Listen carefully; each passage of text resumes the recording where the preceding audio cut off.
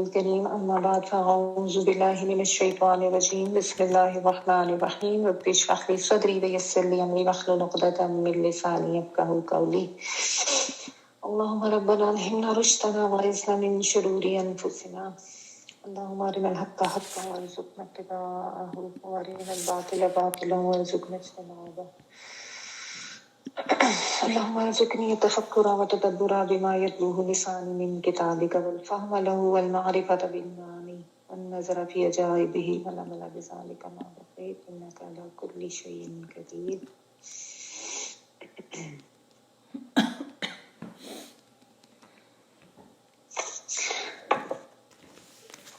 आजकल ना कुछ लोगों को प्रॉब्लम हो रहा है ज्वाइनिंग में, तो उसमें ये है कि कीप ट्राइंग. आप लोग डिस्कनेक्ट करें, दोबारा से ट्राई करें, डिस्कनेक्ट करें, दोबारा से ट्राई करें, ठीक है. और ये कि जो बिल्कुल लास्ट वाला यानी जो बिल्कुल न्यू लिंक मैं शेयर करती हूँ, आपने उसी से ज्वाइन करना होता है, पिछले वाले से नहीं करना होता. ये भी ज़हन में रखें. बाज़ लोग पिछले वाले से ज्वाइन कर लेते हैं तो वो फिर किसी और उस पे चले जाते हैं लिंक पे. तो नए वाले लिंक पे करना है and keep trying. Bar bar disconnect करके बार बार आप करें, ठीक है. अच्छा जी, आयत नंबर 281 तक हमने कर लिया था, और जिसमें हमने सूद की हुर्मत के हवाले से जो हमें तालीमात दी गई हैं वो हमने पढ़ी. कुछ पॉइंट्स एक दो मैं दोबारा भी रिपीट कर देती हूँ सूद के हवाले से कुछ सवालात. लेकिन सूद जो है ना, वो मैंने आपको जब कुछ चीज़ें कही थी कि आप नोट भी कर लें कि ये या तो पैसे के ऊपर पैसा हो, आप एक्स्ट्रा पैसा ले रहे हो पैसे के ऊपर तो ये सूद होगा, या फिर ऐसी चीज़ें जो खा के ख़त्म हो जाएं या फना हो जाएं, ख़त्म हो जाने वाली कंज्यूमेबल चीज़ें जो होती हैं, जैसे गंदम हो गई, आटा हो गया, खजूर हो गई, ठीक है, जो बाकी नहीं रहती. यानी आपने किसी को फर्ज करें गंदम दी एक बोरी, और उसके बाद आपने उसको ये नहीं कहना कि वापस जब तुमने मुझे करनी है तो 2 बोरियां वापस करनी है. ये सूद हो जाएगा, क्योंकि ये एक ऐसी चीज है जिसको उसने खा के खत्म कर लिया और उसको रिप्रोड्यूस करना उसके लिए अब मुमकिन नहीं, ठीक है. इसी तरह पैसा भी जब आप किसी को देते हैं तो पैसा भी एक ऐसी चीज है जो जाहिर इंसान लगा के खत्म कर लेता है. वो चीज वो दोबारा फिर उसके लिए प्रोड्यूस करना मुश्किल है, उसके लिए वो चीज मुश्किल थी, इसीलिए उसने आके आपसे मांग ली, ठीक है. तो ये है. और जहाँ पे कोई कमोडिटी इन्वॉल्व हो जाती है, कोई चीज इन्वॉल्व हो जाती है, तो वो चीज फिर तिजारत के जुमरे में आ जाती है, ठीक है. तो जो कि यूज होने वाली चीज जो है, यूजेबल कमोडिटी. तो ये एक तो चीजें जो है वो आप लोग इस मामले में ज़हन में रखें. हाँ, क्योंकि देखें ना, जो ये हमारे दीन की सिखाई हुई जो अखलाकियात हैं, उसका तकाजा ये है कि अगर कोई शख्स अपनी ज़रूरत का आपसे इजहार कर रहा है, वो आपसे मांग रहा है, तो सबसे आला तरीन दर्जा तो ये है जो हमें पहले सिखाया गया, सदका खैरात. उसके हवाले से हमने काफ़ी सारे आयात पढ़ी, 2 रुकू में तकरीबन उसी के हवाले से बात थी, और उसका अजर भी अल्लाह ताला ने बताया, तो जो बहुत पीक की चीज है. और अगर वो नहीं कर सकते तो फिर क्या करो कि फिर कर्ज दे दो, ठीक है. लेकिन उसमें ये चीज बहुत ज्यादा नापसंदीदा है कि किसी को कर्ज दिया किसी की मजबूरी में, अब उसकी उस मजबूरी से फायदा उठाया जाए और उसको ये कहा जाए कि अब तुमने मुझसे 1000 रुपए लिए तो वापस तुमने मुझे 1300 करने हैं या 1500 करने हैं. तो ये चीज बहुत ज्यादा नापसंदीदा है. इस चीज को कंडेम किया गया, ये सूद के जुमरे में आती है, ठीक है. क्योंकि हमारा दीन जो हमें अखलाकियात सिखाता है वो बहुत ज़्यादा बुलंद दर्जे की हैं, बहुत ज़्यादा आला पाए का अखलाक हमें सिखाया जाता है कि मदद करो, जो भी तुम्हारे पास एक्स्ट्रा है उसमें दूसरों का हिस्सा है. इस चीज़ को समझने की ज़रूरत है कि दूसरों का उसमें हिस्सा है तो वो उनको देना है, ठीक है ना. इसलिए सदका खैरात की इतनी ज़्यादा तलकीन है, और ये तलकीन बार बार की जाती है. अच्छा, तो ये थी. और ज़ाहिर है इसकी अपनी हिकमत है. अल्लाह ताला जब कोई हुक्म देते हैं कि खैर ख्वाही भी हो और एक दूसरों की मदद करने का मिजाज हो और लोगों की हेल्प हो, और ज़ाहिर इंसान अपने लिए भी आखिरत के लिए कुछ अमाल ज़खीरा करे, جبکہ سود جو ہے اس سے آپس میں دشمنی اور پھر بغض اور پھر وہ جو طبقاتی فرق آتا ہے اور اس سے پھر جو برائیاں پھیلتی جاتی ہیں، یہ سب چیزیں آتی ہیں جو کہ اسلام نہیں چاہتا ہے. ٹھیک ہے. اچھا، ہم نے جو ہے اور ساتھ ہی آپ دیکھیں آیت نمبر 281 میں اللہ تعالیٰ نے آخرت کے دن کی ہی بات کر کے اس ٹاپک کو اینڈ کیا کہ اللہ سے ڈرتے رہو کیونکہ تم اللہ کے پاس ایک دن لوٹاؤ جاؤ گے اور ہر جان کو جو جو کچھ اس نے کیا ہوگا اس کا پورا پورا بدلہ دیا جائے گا. ٹھیک ہے، یہاں پہ ہم نے لاسٹ ویک ختم کیا تھا. ابھی ہم آگے آیت نمبر 282 پڑھ رہے ہیں. تو مجھے ایک منٹ میں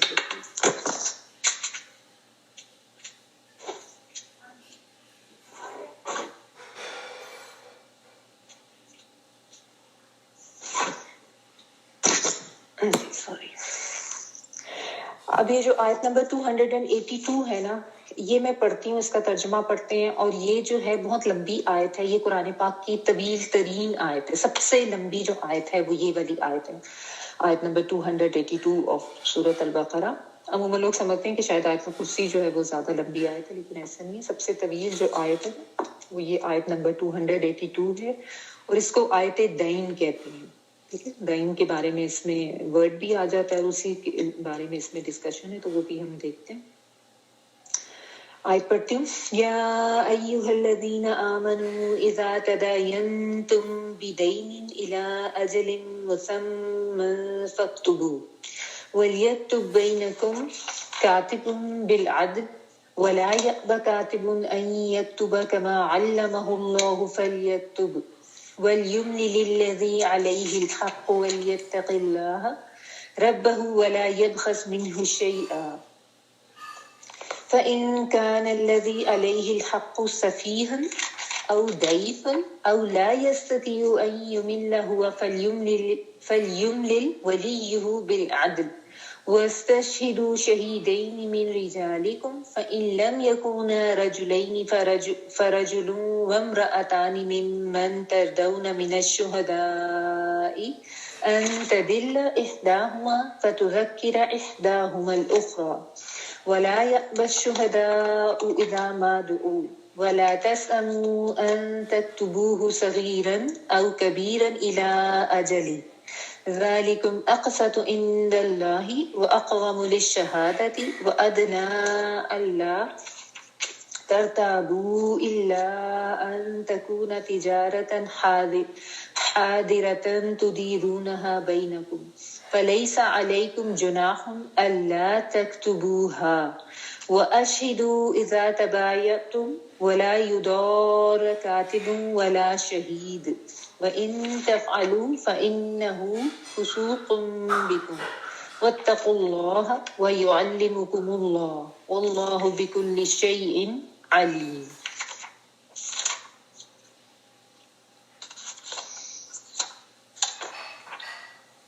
اے ایمان والو، جب تم آپس میں ایک دوسرے سے میعاد مقرر پر قرض کا معاملہ کرو تو اسے لکھ لیا کرو، اور لکھنے والے کو چاہیے کہ تمہارے آپس کا معاملہ عدل سے لکھے. کاتب کو چاہیے کہ لکھنے سے انکار نہ کرے جیسے اللہ تعالیٰ نے اسے سکھایا ہے، بس اسے بھی لکھ دینا چاہیے. اور جس کے ذمہ حق ہو وہ لکھوائے اور اپنے اللہ تعالیٰ سے ڈرے جو اس کا رب ہے، اور حق میں سے کچھ گھٹائے نہیں. ہاں، جس شخص کے ذمہ حق ہے وہ اگر نادان یا کمزور ہو یا لکھوانے کی طاقت نہ رکھتا ہو تو اس کا ولی عدل کے ساتھ لکھوا دے. اور اپنے میں سے 2 مرد گواہ رکھ لو، اگر 2 مرد نہ ہو تو 1 مرد اور 2 عورتیں جنہیں تم گواہوں میں سے پسند کر لو، تاکہ ایک کی بھول چوک کو دوسری صحیح کر دے. اور گواہوں کو چاہیے کہ وہ جب بلائے جائیں تو انکار نہ کریں، اور قرض کو جس کی مدت مقرر ہے خواہ چھوٹا ہو یا بڑا ہو لکھنے میں کاہلی نہ کرو. اللہ تعالیٰ کے نزدیک یہ بات بہت انصاف والی اور گواہی کو بھی درست رکھنے والی اور شک و شبہ سے بھی زیادہ بچانے والی ہے. ہاں، یہ اور بات ہے کہ وہ معاملہ نقد تجارت کی شکل میں ہو جو آپس میں تم لین دین کر رہے ہو تو تم پر اس کے نہ لکھنے میں کوئی گناہ نہیں. خرید و فروخت کے وقت بھی گواہ مقرر کر لیا کرو. یاد رکھو کہ نہ تو لکھنے والے کو نقصان پہنچایا جائے نہ گواہ کو، اور اگر تم یہ کرو تو یہ تمہاری نافرمانی ہے. اللہ تعالیٰ سے ڈرو، اللہ تمہیں تعلیم دے رہا ہے اور اللہ تعالیٰ ہر چیز کو خوب جاننے والا ہے.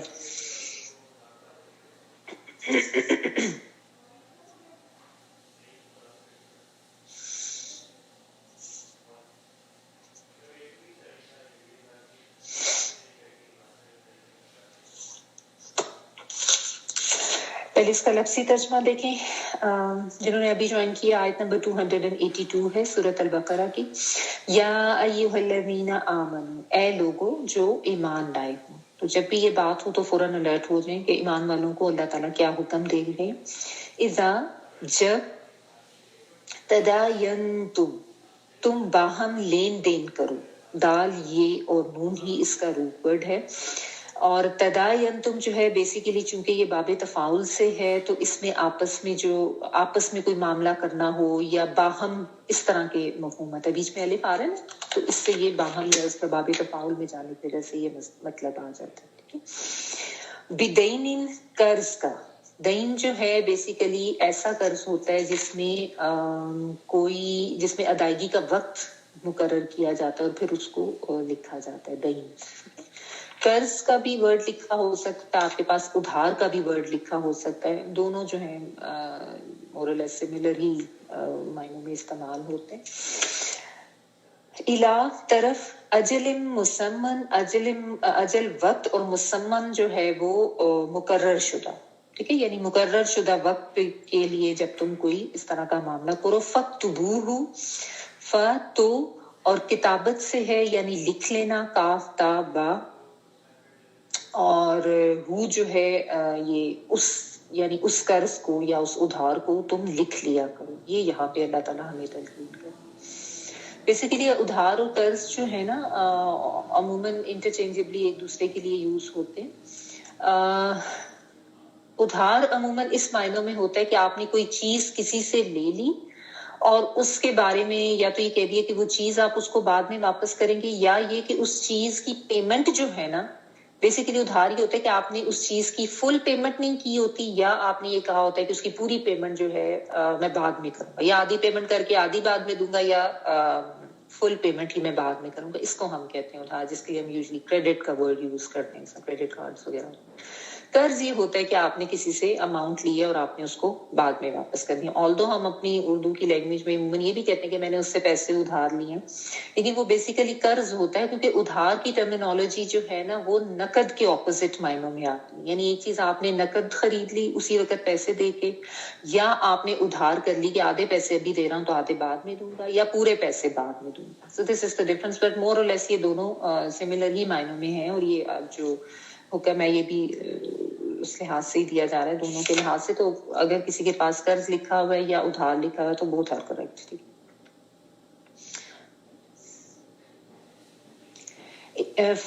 वयक्तुब, व और ये लियक्तुब था यानी लामज़े ली चाहिए के मायनों में है, और चाहिए कि वो लिखे, इसमें ये जो आ रहा है बीच में वो के मायनों में है, और किताबत वाला ही वर्ड है काफ ता और बा। और चाहिए कि वो लिख ले बैनकुम, तुम्हारे दरमियान, कातिब, कौन लिख ले? कातिब। कातिब कहते हैं लिखने वाले को, उर्दू में भी कहते हैं, रूट वही है। और चाहिए कि वो लिख ले तुम्हारे दरमियान, लिखने वाला, कातिब, बिल अदली, साथ अदल के, बाज़र भी साथ के मायनों में, यानी अदल इंसाफ के साथ वो लिखेगा। व और ला नहीं, यबा इनकार करे, अलिफ बा और या इसका रूट वर्ड है। आबा वस्तकबरा वकाना मिनल काफिरीन, जहाँ पे आपने आदम और इब्लीस का किस्सा पढ़ा था ना, वहां पे शैतान के लिए ये वर्ड आपने पढ़ा था। कुलना लिल मलाइकति इसजुदू लि आदम फसजदू इल्ला इब्लीस अबा वस्तकबरा वकाना मिनल काफिरीन। ये वहां पे आप वर्ड पढ़ चुके हैं। इसका मतलब होता है बहुत शिद्दत से इनकार करना। ठीक है, तो यबा में जो ये है शुरू में, वो आतैन वाला वो के मायनों में है। तो और ना वो इनकार करे, कौन ना इनकार करे? कातिब, कातिब यानी लिखने वाला इनकार ना करे, अन के यक्तुबा वो लिखे। ठीक है, या वो के मायनों में यक्तुबा के वो लिखे, यानी वो लिखने से इनकार ना करे। कमा जैसा के, अल्लमहु, अल्लमा युअल्लिमु, तालीम, ये दूसरे को सिखाने के मायनों में आता है। ठीक है, अल्लामा उसको सिखाया, किसने से, हु से मुराद उसको सिखाया, किसने सिखाया? अल्लाहु, अल्लाह ताला ने। ठीक है, फल यक्तुब, पस चाहिए, ये भी लियक्तुबा था, यानी पस चाहिए कि वो लिखे, या जो है आताइन वाला वो के मायनों में, और काता बारूद पर, पस चाहिए कि वो लिखे, وَلْيُمْلِلْ اور چاہیے کہ وہ املا کرائے، جس کو ہم کہتے ہیں نا ڈکٹیشن کرانا. لام تو جو ہے وہ چاہیے کے معنوں میں ہے، یہ وہ کے معنوں میں، اور املا کا ورڈ جو ہے اس کا روٹ ورڈ میم لام لام. املا کرانا جو ہے یہ ہم اردو میں بھی ورڈ یوز کرتے ہیں، ٹھیک ہے، ڈکٹیشن کرانا. ملال کا ورڈ بھی اسی سے ہے جو ہم اردو میں یوز کرتے ہیں نا، کہ اس کو ملال ہو گیا. تو جیسا ملال یہ ہوتا ہے نا کہ دل پر کچھ اثرات ہو جانا، کچھ آ جانا دل کے اوپر، دل ملول ہو جاتا ہے، ٹھیک ہے، یعنی دل کے اوپر کچھ آ جاتا ہے، کچھ لکھائی ہو جاتی ہے، غم آ جاتا ہے. تو اسی طرح صاف کاغذ پر جب کچھ لکھا جاتا ہے تو وہ ملول ہو جاتا ہے. یہ کنیکشن ہے اس کے معنی میں اس میں، ٹھیک. تو وَلْيَمْلِلْ اور چاہیے کہ وہ املا کرائے، الذی وہ شخص علیہ اس پر الحق حق ہے، یعنی جس کے اوپر حق ہے وہ لکھوائے. یہ جہاں پہ حق علیہ الحق ہے نا، اس کے نیچے آپ مقروض لکھ لیں، مقروض، ٹھیک ہے، جو قرض لے رہا ہے. ابھی میں تفصیل کی ڈیٹیل بتاتا ہوں. وَلْيَتَّقِ اللَّهَ اور چاہیے کہ وہ تقوی اختیار کرے، وہ ڈرے. لام چاہیے کے لیے آ رہا ہے، یا جو ہے وہ کے معنی میں، اور اتق اللہ اس کا روٹ ورڈ واو قاف اور یہ ہوتا ہے ڈرنا، بچنا. اور چاہیے کہ وہ ڈرے اللہ اللہ تعالیٰ سے، ربہ جو اس کا رب ہے، ولا اور نہ یبخس، یہ با خا اور سین، بخس جو ہے یہ کمی کے معنوں میں آتا ہے، ٹھیک ہے، چاہے کوانٹٹی میں کمی ہو چاہے کوالٹی میں کمی ہو، تو وہ کمی نہ کرے منہ اس سے شیئن کسی بھی چیز کی، ٹھیک ہے. فَإِن پھر اگر کانا ہو الذی وہ شخص علیہ اس پر الحق حق ہے، اس کے نیچے بھی آپ لکھیں مقروض تاکہ آپ کو یاد رہے پڑھتے ہوئے. سفیہن یہ صفاحت جو ہے سین فا اور ہا اس کا روٹ ورڈ ہے. ہم السفہاء وہ آپ پڑھ چکے ہیں کہ وہ بے وقوف ہیں، تو یہ بے وقوفی کے لیے آتا ہے، ٹھیک ہے، کم عقل ہونا. تو سفیہن سین فا اور ہا، تو اس سے مراد ہے کم عقل ہونا یا بے وقوف ہونا، او یا ضعیفن. ضعیفن جو ہے یہ دوف سے ہے، کمزوری کے معنوں میں، ٹھیک ہے، یا کمزور ہو، او یا لا یستطیع نہیں وہ استطاعت رکھتا. یہ جو ہے آتا ہے ملا وہ کے معنوں میں، سین تا طلب کے معنوں میں آتا ہے، اور توئیں واؤ اور عین اس کا روٹ ورڈ ہے، ٹھیک ہے. تو وہ اردو میں بھی ہم استطاعت کا ورڈ یوز کرتے ہیں، یعنی اس کی ایبلٹی نہیں ہے، وہ استطاعت نہیں رکھتا. کس چیز کی استطاعت نہیں رکھتا؟ ان کے یملا وہ املا کروائے. once again وہی ورڈ ہے میم لام لام، کہ وہ املا کرائے، ہوا وہ. فَلْيُمْلِلْ پس چاہیے کہ وہ املا کرائے. فا پس کے معنوں میں، لام چاہیے کے معنوں میں، یہ وہ کے معنوں میں، اور میم لام لام پس چاہیے کہ وہ املا کرائے. ولیہ اس کا ولی، سرپرست، ٹھیک ہے. واو لام یا بالعدل ساتھ عدل کے، انصاف سے، ٹھیک ہے، گھٹانا بٹانا نہیں ہے. وَاسْتَشْهِدُوا اور گواہ بنا لیا کرو، ٹھیک ہے. یہ وَاسْتَشْهِدُوا یہ سین تا طلب کرنے کے معنوں میں آتا ہے. بیسیکلی باب استفعال میں یہ جب ورڈ چلا جاتا ہے تو پھر اس کے ساتھ سین تا لگ جاتا ہے.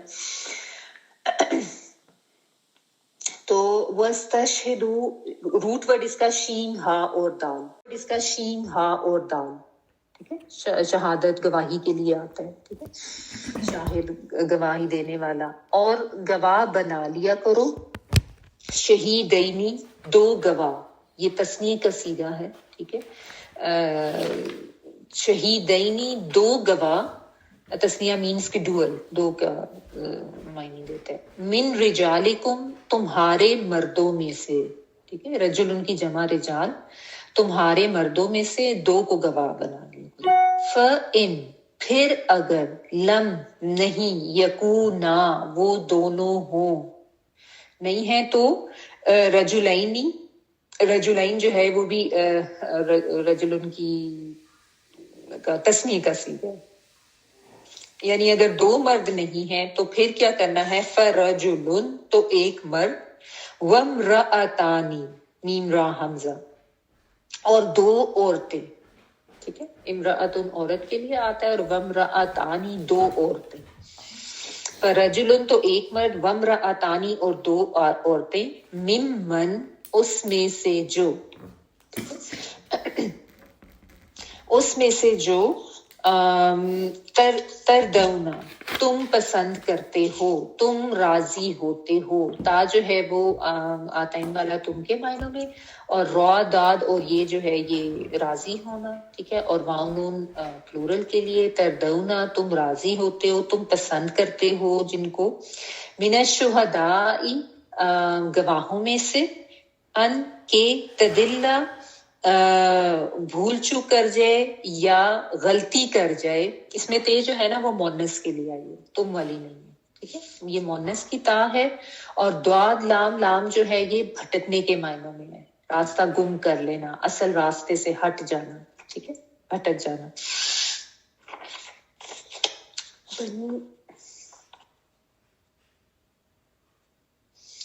احداہما، احدا جو ہے یہ واحد سے ہے جس کا مطلب ہوتا ہے ایک، اور ہما دو کے لیے آتا ہے، ٹھیک ہے. احداہما ان دونوں میں سے ایک، ٹھیک ہے. چونکہ دو امرأتانی کی بات ہوئی نا کہ دو عورتیں، تو ان دونوں میں سے ایک اگر غلطی کر جائے، فتذکرہ تو یاد دلا دے یا تو سمجھا دے یا نصیحت کر دے. تو ذکرہ جو ہے زال کافرہ ذکرہ تذکیر، اس کا مطلب ہوتا ہے نصیحت کرنا، یاد دہانی کے معنوں میں بھی آتا ہے. فتذکرہ تو یاد دہانی کرا دے یا تو نصیحت کر دے، احداہما ایک ان دونوں میں سے، الاخری دوسری کو، ٹھیک ہے. یعنی دونوں میں سے ایک بھول جائے تو دوسری جو ہے وہ اس کو کریکٹ کر دے. الف خاء اور را. ولا اور نہ، یأبا یہ پھر وہی ورڈ آ گیا ابا واستکبر والا. ابا کا مطلب ہوتا ہے انکار کرنا، اور یہ جو ہے شروع میں وہ کے معنوں میں. اور نہ وہ انکار کرے، الف با یا، کون نہ انکار کرے، الشہداء گواہ، جن کو گواہ بنایا گیا ہے وہ انکار نہ کرے. اذا جب، ماں جو، اذا ماں یعنی جب بھی یا جہاں بھی، اس طرح کے معنوں میں. دعو وہ بلائے جائیں، دال عین اور واؤ کا مطلب ہوتا ہے پکارنا، بلانا. دعا کا ورڈ اسی سے ہی ہے نا، ٹھیک ہے. تو دعو وہ بلائے جائیں. والا اور نہ، تسأمو، اب دیکھیں ابھی ایک ہی آیت چل رہی ہے، اتنی لمبی ہے یہ. تسأمو تم سستی کرو، ت جو ہے آتین والا تم کے معنی میں، اور سام جو ہے سین حمزہ اور میم اس کا روٹ ورڈ ہوتا ہے، جو کہ تھکنا، سستی کرنا، کاہلی کرنا، کسی کام کو زیادہ کر لینے کی وجہ سے اکتاہٹ ہو جانا، اس معنی میں، ٹھیک ہے.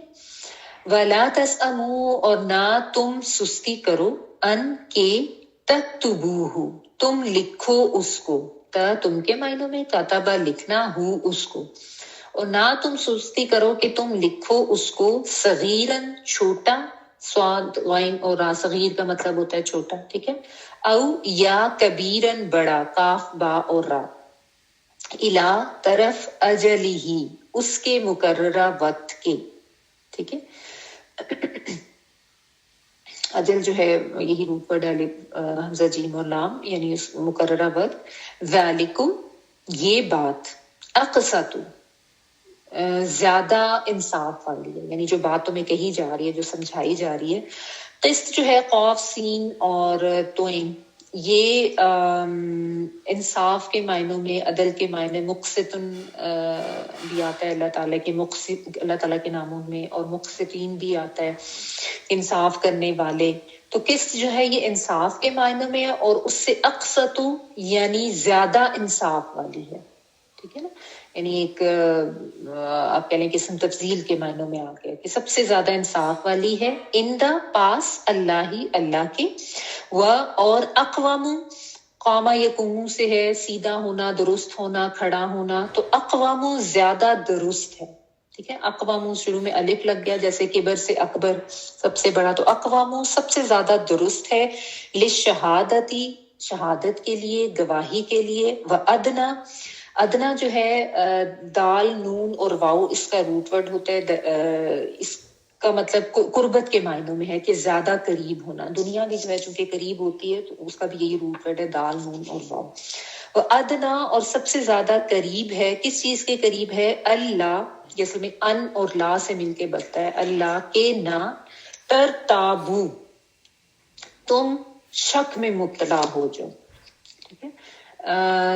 شروع والا جو ہے وہ تم کے معنوں میں ہے، آتین والا، اور ریب جو ہے را یا اور با، ریب شک کے لیے آتا ہے نا. آپ یہ لا ریب فی شروع میں بالکل پڑھا تھا. ٹھیک ہے. اور اللہ ترتابو کہ تم شک میں نہ مبتلا ہو جاؤ. ٹھیک ہے. بیچ میں جو تا آ رہی ہے نا را کے بعد، یہ باب میں جانے کی وجہ سے شروع میں تا تم والی ہے. اللہ ترتابو کہ نہ تم شک میں مبتلا ہو جاؤ، اللہ مگر ان کے تکونا ہو. کانا یکونا والا ورڈ جو ہے نا شروع میں، یہ تا جو ہے یہ مونس کی وجہ سے آگی، کیونکہ آگے تجارتن کا ورڈ آ رہا ہے جو کہ مونس ہے. تجارتن تجارت، حاضرتن، حاضرتن کا مطلب ہے حاضر، یعنی دست بدست، سامنے سامنے. ٹھیک ہے. تدیرونہا تم لین دین کرتے ہو اس کو. یہ دارا، دور، یدیرو، دائرہ اسی سے ہے ورڈ. دال باؤ اور را اس کا روٹ ورڈ ہے نا. دائرہ کا ورڈ ہوتا ہے نا، ہم اردو میں یوز کرتے ہیں. تم لین دین کرتے رہتے ہو اس کا. ٹھیک ہے. یعنی تم گھماتے ہو اس کو، یعنی جس طرح ہوتا ہے نا کہ بار بار ایک چیز کرنا، تو اس معنوں میں یہ دار کہتے ہیں گھر کو، کیونکہ انسان جب گھر سے جاتا ہے کہیں بھی جائے، گھوم کے چکر لگا کے دوبارہ واپس اپنے گھر میں ہی آ جاتا ہے نا. ٹھیک ہے. تو چکر لگانا، گھمانا، اس معنوں میں. دائرہ بھی یہی ہوتا ہے نا، جس میں آپ جس جگہ سے چلتے ہیں گھوم کے پھر اسی جگہ پہ آ جاتے ہیں. ہم کہتے ہیں دائرے میں چکر لگانا. تو چکر لگانا، گھومنا اس معنوں میں ہے. اور ایکچوئل جو یہاں پہ اس کا مطلب بن رہا ہے وہ یہ کہ تم لین دین کرتے ہو بینکم، آپس میں کرتے رہتے ہو، یعنی وہ چکر تمہارا چلتا رہتا ہے اس معاملے میں. ٹھیک ہے. بنی آپ چلے جاؤ یہاں سے پلیز. فلیسا تو نہیں، ف تو لیسا نہیں، علیکم اوپر تمہارے، جناح کوئی گناہ. جیم، نون اور ہا یہ ورڈ آپ کئی دفعہ پڑھ چکے ہیں گناہ کے معنوں میں. جناح کوئی گناہ. بیٹا اس کو پلیز لے دیں، مجھے بہت تنگ کر رہا ہے. یہ نا بند کر دیں یہاں سے، یہ پھر آئے نہ دیں. جناح، سوری، جناح کوئی گناہ. جناح جو ہے نا وہ ایک سائڈ کے لیے یا ایک طرف ہو جانا، پر کے لیے بھی آتا، تو یعنی ایک طرف ڈیویٹ کر جانا، بیلنس سے ہٹ جانا. تو اس لحاظ سے یہ گناہ کے معنی میں. اللہ کے نہ، ونس اگین وہی ان اور پلس لا، تکتبوہا تم لکھو اس کو. کاف تابا، شروع میں تا جو ہے وہ تم کے معنی میں ہے. وَأَشْهِدُوا اور گواہ بنا لیا کرو، شین، ہا اور دال.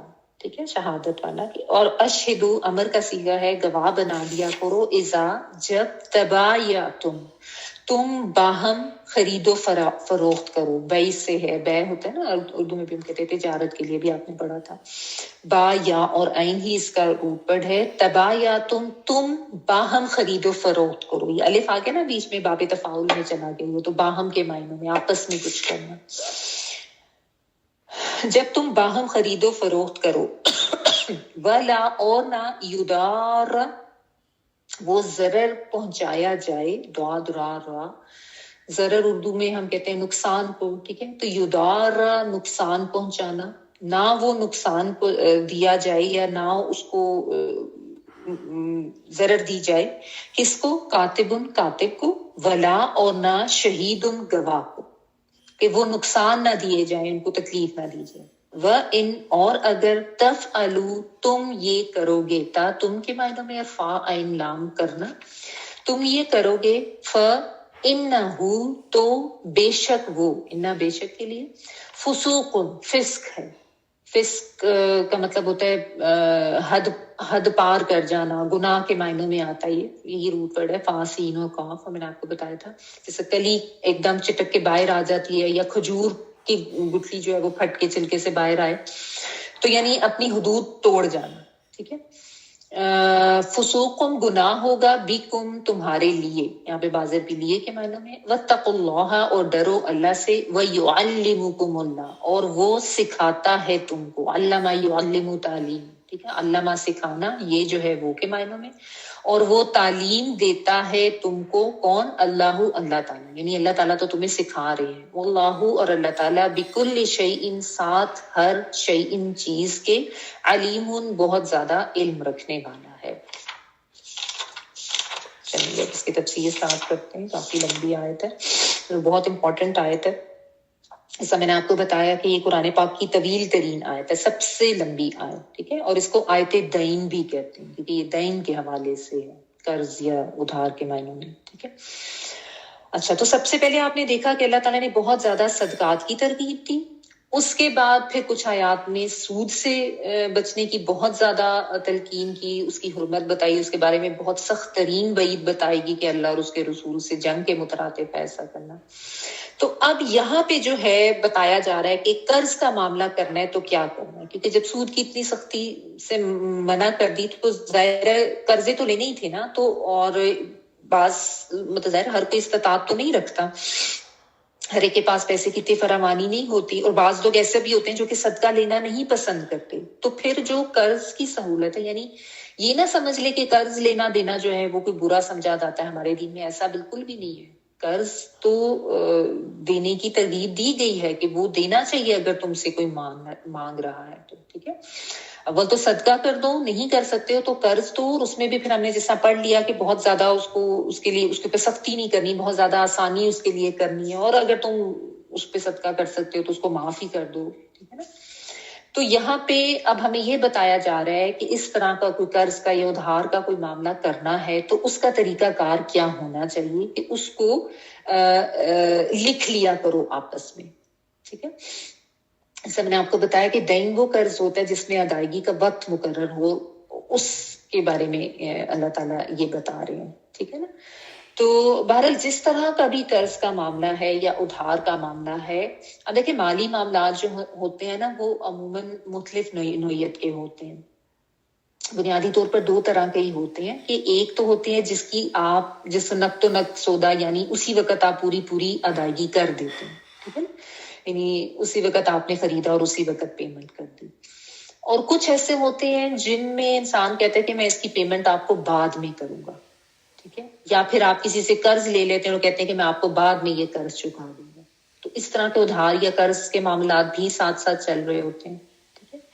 تو اللہ تعالیٰ نے یہ بتایا ہے کہ نقد و نقد ہو جائے تو اس میں تو کوئی تنازع والی بات ہی نہیں رہتی، لیکن اگر قرض کا یا ادھار کا معاملہ تم کر رہے ہو تو اس کو لکھنا بہت ضروری ہے، فَلْيَكْتُبُوهُ، تو اس کو لکھ لیا کرو، ٹھیک ہے نا۔ کیوں لکھ لیا تو ہمیں یہ حکم کیوں دیا جا رہا ہے؟ تاکہ بعد میں کوئی فتنہ فساد نہ ہو، کوئی آپس میں تنازع نہ ہو، کوئی لڑائی جھگڑا نہ ہو، ہے نا۔ کیونکہ اسلام ایک ایسا دین ہے جو ہمیں صرف یہ نہیں کہ صرف اخلاقیات کی ہی تعلیم دیتا ہے یا صرف عبادات کی ہی تعلیم دیتا ہے، مالی معاملات کے لحاظ سے بھی ہمارے دین میں بہت اچھی تعلیمات دی گئی ہیں، ٹھیک ہے نا، کہ مال ہے تو اس کے بارے میں کیا کرنا ہے، اب یہ سارے صدقہ خیرات، سود کی حرمت، اور اب یہ قرض کا معاملہ ہے تو کیسے کرنا ہے، یہ ساری چیزیں مالی معاملات سے ریلیٹڈ، اور اس میں بھی آپ دیکھیں کتنی تفصیل سے اللہ تعالیٰ نے سب کچھ سمجھا دیا۔ تو یہ بتایا گیا کہ آپس میں بجائے اس کے کہ بعد میں کوئی تنازع ہو، کوئی لڑائی جھگڑا ہو، کوئی بدگمانیاں پیدا ہو جائیں، کوئی لوگ بے ایمانیاں کرنے شروع ہو جائیں، ان سب چیزوں کا راستہ بند کرنے کے لیے اللہ تعالیٰ نے یہ بتا دیا کہ جو بھی کر رہے ہو قرض کا معاملہ آپس میں یا جو بھی تم لین دین اس طرح کا کر رہے ہو کہ ادھار چل رہا ہے اس میں، تو اس کو لکھ لیا کرو، ٹھیک ہے۔ لکھنے کا مقصد یہ ہے کہ ایک طرح کا ثبوت ہونا ضروری ہے، ٹھیک ہے۔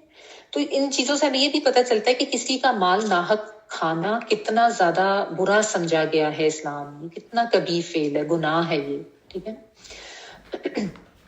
عموماً ہمارے ہاں یہ ہوتا ہے نا کہ بہن بھائی ہوتے ہیں، کوئی قرض کا معاملہ کر رہے ہیں یا کوئی رشتہ دار ہے یا دوست وغیرہ ہیں، تو کو کیا ہوا، تمہیں میرے پہ اعتبار نہیں ہے، او خیر ہے، یہ تو اعتبار کا معاملہ ہے، اس میں کوئی ایسا فرق نہیں پڑتا، ہمارے یہاں تو عموماً یہ کیا جاتا ہے نا، لیکن یہ نہیں کیا جاتا ہے نا، لیکن یہ نہیں کرنا چاہیے، ٹھیک ہے نا, تاکہ دیکھیں نا اسلام میں اگر کوئی ہم چیز ہمیں اللہ تعالیٰ کی طرف سے سکھائی جا رہی ہے ہمارے دین میں, تو اس کی یقیناً کوئی حکمت ہے. ٹھیک ہے, تو یہ چیزیں ہمیں سمجھنے کی ضرورت ہے کہ یہ جو حکم ہمیں دیا جا رہا ہے اس کا مطلب کوئی بے اعتباری ہونا نہیں ہے, جو کہ عموماً لوگ کہتے ہیں کہ تمہیں مجھ پہ اعتبار نہیں ہے. ٹھیک ہے, اگر کہے بھی نا تو اس کو یہ سمجھانے کی ضرورت ہے کہ یہ اعتبار یا بے اعتباری کا معاملہ نہیں ہے, میں بھی بھول سکتا ہوں, ہو سکتا ہے میرے ذہن سے نکل جائے. ٹھیک ہے, تو بات بھول چوک ہو جانے کی, اور اس کے بعد پھر کیونکہ پیسہ اس طرح کی چیز ہے نا کہ اس کے اوپر تو پھر بہن بھائیوں کے رشتے بھی خراب ہو جاتے ہیں, تو دوستیاں یاریاں بھی جو بہت پرانی ہوں وہ بھی خراب ہو جاتی ہیں. جو پیسوں کا لین دین ہے نا, اس کے معاملے میں بہت زیادہ محتاط رہنا چاہیے, اور اس کو بہت زیادہ فیئر ہو کے کرنا چاہیے, اور کوشش یہ کرنی چاہیے کہ کوئی غلطی کا جو گنجائش ہے وہ نہ رہے, بیچ میں چھوڑی نہ جائے غلطی کی گنجائش. ٹھیک ہے, تو اس لیے اللہ تعالیٰ ایک طرح سے یہ چاہ رہے ہیں کہ اس پریشانی میں انسان پڑے ہی نہ, جس سے اس کی آپس کی یا تو رشتہ داریاں خراب ہوں یا دوستیاں خراب ہوں, یا ایک دوسرے کے اوپر انسان بدگمانیاں کرے, کتنا دیا تھا کتنا نہیں دیا تھا. ٹھیک ہے نا, تو اسی لیے آگے لا ترتابو کی بھی بات اللہ تعالیٰ نے کی نا کہ شک میں نہ پڑو تم بعد میں. تو یہ اگر ایسے معاملات میں قرض یا ادھار کے معاملے میں کوئی یہ کہے نا کہ بھئی اعتماد نہیں کر رہے ہو یہ وہ, تو اس کو سمجھائیں کہ یہ اللہ تعالیٰ کی طرف سے دی گئی ایک نصیحت ہے, تلقین ہے, اللہ تعالیٰ کا حکم ہے جو اللہ تعالیٰ نے ہمیں دیا ہے, اور یہ بہت زیادہ حکمت سے بھرپور حکم ہے. ٹھیک ہے, تو بہتر یہ ہے کہ اللہ تعالیٰ نے جو بات ہمیں سمجھائی ہے اس کو اسی کے مطابق کیا جائے. ٹھیک ہے, تو اس طرح یہ اگر معاملہ لکھ کے کیا جائے تو اس میں دونوں جو فریق ہیں نا دونوں کا فائدہ رہتا ہے. ٹھیک ہے, زبانی کیا تو ذہن سے نکل ہی سکتا ہے نا کہ کتنا دیا تھا یا کیا ہوا تھا. تو اگر تو دیکھیں کوئی بہت ہی چھوٹا سا معاملہ ہے نا, آپس میں بہن بھائی ہیں, تھوڑی بہت گنجائش تو ظاہر ہے اس میں ہوتی ہے کہ اب آپ نے کسی کو کوئی $100-200 پکڑا دیے, اور اس نے آپ کو کہا اس وقت ضرورت پڑی تھی مارکیٹ میں, اگلے دن اس نے آپ کو واپس کر دی, سو اتنا زیادہ اس میں مسئلہ نہیں ہے کہ آپ اس کو ضرور لکھ پائیں. لیکن جہاں پہ بڑے معاملات ہوتے ہیں نا تو ان کو پھر پراپر طریقے سے لکھوانا ضروری ہوتا ہے. یعنی پراپر کوئی تجارتی معاملات ہو رہے ہیں یا کوئی بڑے لیول پہ کوئی زیادہ اماؤنٹ قرض لی گئی ہے. ٹھیک ہے نا, تو جیسا ہمارے یہاں ہوتا ہے نا کہ وہ تو قانونی طور پہ وہ پراپر دستاویزات لکھی جاتی ہیں. ٹھیک ہے, تو یہ وہ چیز ہے یعنی یہ بہت اچھا ہے, مستحب ہے, تاکہ انسان کے تقویٰ کی حفاظت ہو, بعد میں کوئی ناچاکی نہ ہو. اور عموماً یہ ہوتا ہے کہ پھر جب ان چیزوں میں نہیں یاد رہتا یا کوئی مسئلہ ہو جاتا تو پھر لڑائی جھگڑے ہو جاتے ہیں. ٹھیک ہے, دیکھیں ضروری یاداشت کا ہی مسئلہ نہیں, بیماری آ سکتی ہے, فوت ہو سکتا ہے کوئی بندہ, کسی کی ڈیتھ ہو سکتی ہے. ٹھیک ہے, تو اب لکھا ہوا نہیں ہوگا تو جس نے دیا اس کی بات کون مانے گا.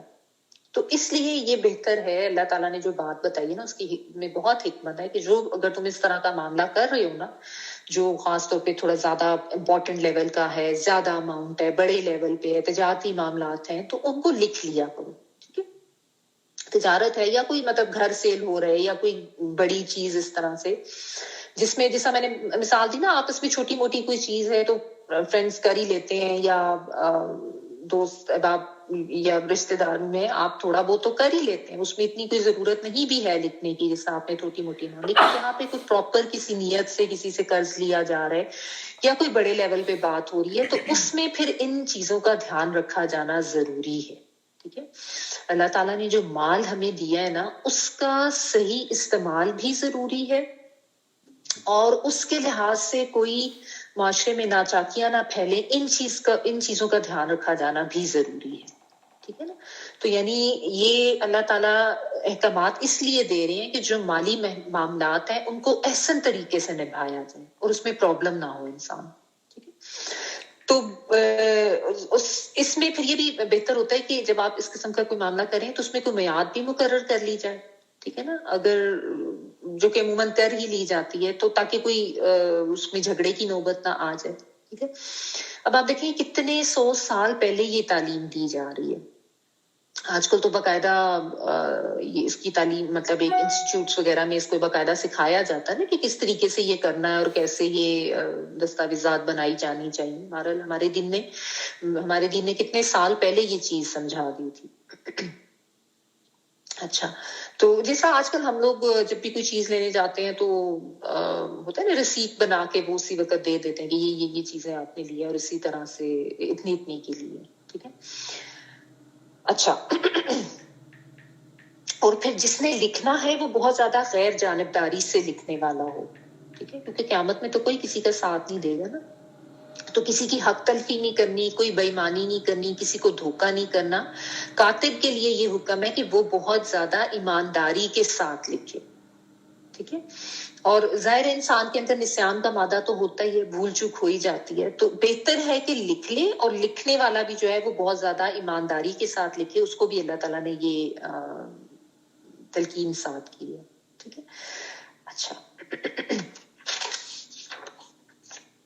یہ جو تھا نا وَلْيَكْتُبْ بَيْنَكُمْ كَاتِبٌ بِالْعَدْلِ، عدل کے ساتھ لکھیے، کوئی دھوکہ کسی کو نہ دے. اچھا اس میں نا آپ تھوڑا سا ایک چیز یہ بھی ذہن میں رکھیں کہ جس زمانے میں یہ احکامات دیے جا رہے تھے اس وقت لکھنا پڑھنا اتنا عام نہیں تھا، بہت کم لوگ تھے جو لکھنا پڑھنا جانتے تھے، اور اس لیے سارا دار و مدار جو لکھنے والا ہے اس کے اوپر ہے. اب پڑھنے والے اگر کوئی پڑھ نہیں سکتا اس کو، ٹھیک ہے، آج کل تو ہمیں یہ چیز شاید سوچ کے اتنی صحیح نہیں لگتی، آج بھی کچھ علاقوں میں ایسے لوگ ہوتے ہیں، لیکن زیادہ تر اب چونکہ لکھنا پڑھنا عام ہو گیا تو شاید وہ چیز ہمیں سمجھ نہ آئے. تو اس چیز کو آپ ذہن میں رکھیں کہ اگر پڑھنے والا نہیں پڑھ سکتا تو اس لیے یہ حکم اور بھی زیادہ اہم ہو جاتا ہے کہ وَلْيَكْتُبْ بَيْنَكُمْ كَاتِبٌ بِالْعَدْلِ، کہ عدل کے ساتھ لکھے، ٹھیک ہے، کوئی کسی قسم کی کمی نہ کرے، کوئی زیادتی نہ کرے، کوئی کسی کا حق نہ مارے.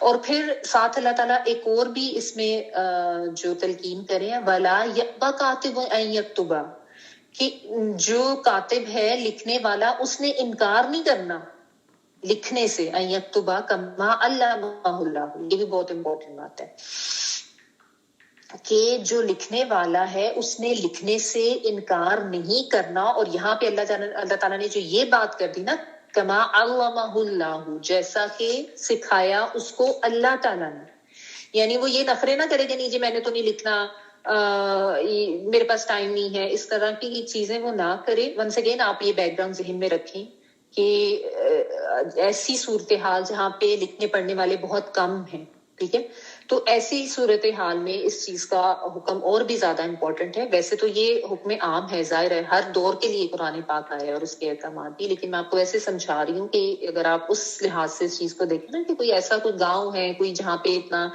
ناخواندہ لوگ ہیں نہیں ان کو پتا، تو وہاں پہ آپ اس چیز کو رکھ کے دیکھیں کہ اگر لکھنے والا جو وہ انکار کر رہا ہے اور وہ کوئی نخرے دکھا رہا ہے تو اس چیز کو بھی اللہ تعالیٰ نے ناپسند کیا. اور ساتھ یہ جو بات کی ہے نا کما علمہ اللہ، کہ یہ جو لکھنے پڑھنے کی صلاحیت ہے نا یہ اللہ تعالیٰ نے اس کو دی ہے، یہ اللہ تعالیٰ کی طرف سے دی گئی ایک نعمت ہے، اور جو بھی نعمت کسی کو ملی ہے اس کا حق ادا کرنا ہوتا ہے نا، ٹھیک ہے. تو یہ بھی نعمت کا حق ادا کرنے میں آتا ہے کہ جو بھی ضرورت مند ہے اس کے لیے وہ آ کے اس کو لکھ کر دے، یعنی اپنی وہ صلاحیت جو اس کو اللہ تعالیٰ نے دی ہے اس کا فائدہ دوسروں کو دے. کیونکہ عموماً یہ ہوتا ہے کہ کسی کے اندر کوئی صلاحیت کوئی ہنر ہوتا ہے تو وہ اس کو اپنی ایسی چیز سمجھنا شروع کر دیتا ہے، اپنی ملکیت، اور سمجھتا ہے کہ یہ میں نے اپنے بل بوتے پر حاصل کی ہے، اپنی محنت سے سب کچھ یہ کیا ہے. حالانکہ سب اللہ کا فضل ہوتا ہے. اللہ تعالیٰ نہ چاہتے تو انسان میں کبھی بھی کوئی صلاحیت نہ آتی، نہ لکھنے کی، نہ پڑھنے کی، نہ کوئی اور ہنر، نہ کوئی قابلیت، سب اللہ کی طرف سے ہوتے ہیں. تو یہ فن کتابت بھی جو ہے یہ بھی اللہ تعالیٰ کی طرف سے دیا ہوا علم ہے. تمام علوم اللہ نے ہی سکھائے، تو تکبر نہیں کرنا چاہیے اپنے علم پہ کسی بھی طرح کا.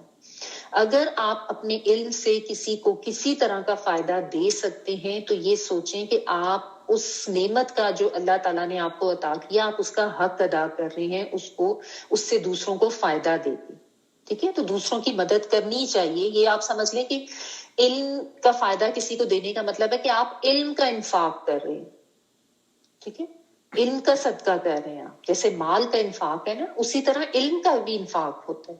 جو بھی آپ کے پاس علم ہے، ہنر ہے، صلاحیت ہے، کوئی طاقت ہے ایسی جو آپ جس کو ویسے کسی کو ہیلپ آؤٹ کر سکتے ہیں، تو یہ ایک طرح کا آپ کا انفاق ہے.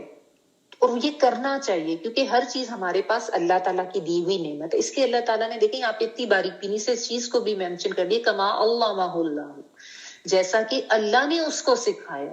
خود اس کی اپنی کوئی اس میں کامیابی نہیں ہے یا اپنی کوئی اس میں طاقت نہیں آ جاتی جس میں انسان یہ سمجھ کے اپنے اوپر فخر کرنا شروع کر دے. اللہ تعالیٰ کے دیے ہوئے سارے علوم. ٹھیک ہے, تو اس کو لکھنے سے انکار نہیں کرنا چاہیے. وہ اگر مدد دے سکتا ہے تو مدد ضرور دے, اپنے علم سے فائدہ دے. وہ علم جو اس کو اللہ نے دی ہے, فلیت تو بس چاہیے کہ وہ لکھے. آپ بے شک آیت کو ساتھ ساتھ دیکھتے جائیں, میں تھوڑا کر کے نا سب چیزیں ایکسپلین کروں. وَلْيُمْلِلِ الَّذِي عَلَيْهِ الْحَقُّ, اور لکھانا کس نے ہے, جس کے اوپر حق ہے. جس کے اوپر حق ہے, اس کے نیچے میں نے آپ کو کہا تھا کہ آپ مقروض کا ورڈ لکھ لیں تو آپ کو یہ آسانی ہو جائے گی سمجھنے. مقروض کہتے ہیں اس کو جو کہ قرض لے رہا ہوتا ہے, جس کو ضرورت ہوتی ہے, جو ضرورت مند ہوتا ہے, اس کے اوپر ہے کہ وہ لکھوائے, وہ املا کروائے. یعنی مقروض بول کے لکھوائے گا کہ میں نے اتنے اور اتنے پیسے اس سے لیے ہیں, اتنی مدت کے لیے لیے ہیں. ٹھیک ہے, تاکہ بعد میں جو ہے وہ لینے والا یہ نہ کہے کہ تم نے زیادہ لکھوا دیا, میں نے تو تم سے تھوڑے پیسے لیے تھے. ٹھیک ہے نا. تو اور دوسرا یہ کہ اس کو اپنی ذمہ داری کا احساس بھی رہے کہ بھئی یہ چیز میں نے لی ہے اور میں نے اس کو خود لکھوایا ہے. تو پھر ہونے کی صورت میں نا اور ذمہ داری کا احساس دلانے کے لیے یہ کہا جا رہا ہے کہ جو لے رہا ہے, جو مقروض ہے, وہ اس کے اوپر چونکہ حق ہوتا ہے. حق سے مراد کیا ہے کہ اس نے اس چیز کو واپس کرنا ہے جو اس نے قرض لیے, تو اس کے اوپر ہے کہ وہ اس چیز کو لکھوائے گا. وَلْيَتَّقِ اللَّهَ, اور ساتھ ہی دیکھیں اللہ تعالیٰ نے تقویٰ کی بات کر دی کہ تقویٰ ضرور ہونا چاہیے اس کے رب کا. یعنی لکھواتے ہوئے وہ بھی خیال رکھے, اللہ کا ڈر اور خوف دونوں پارٹیز میں ہونا ضروری ہے نا.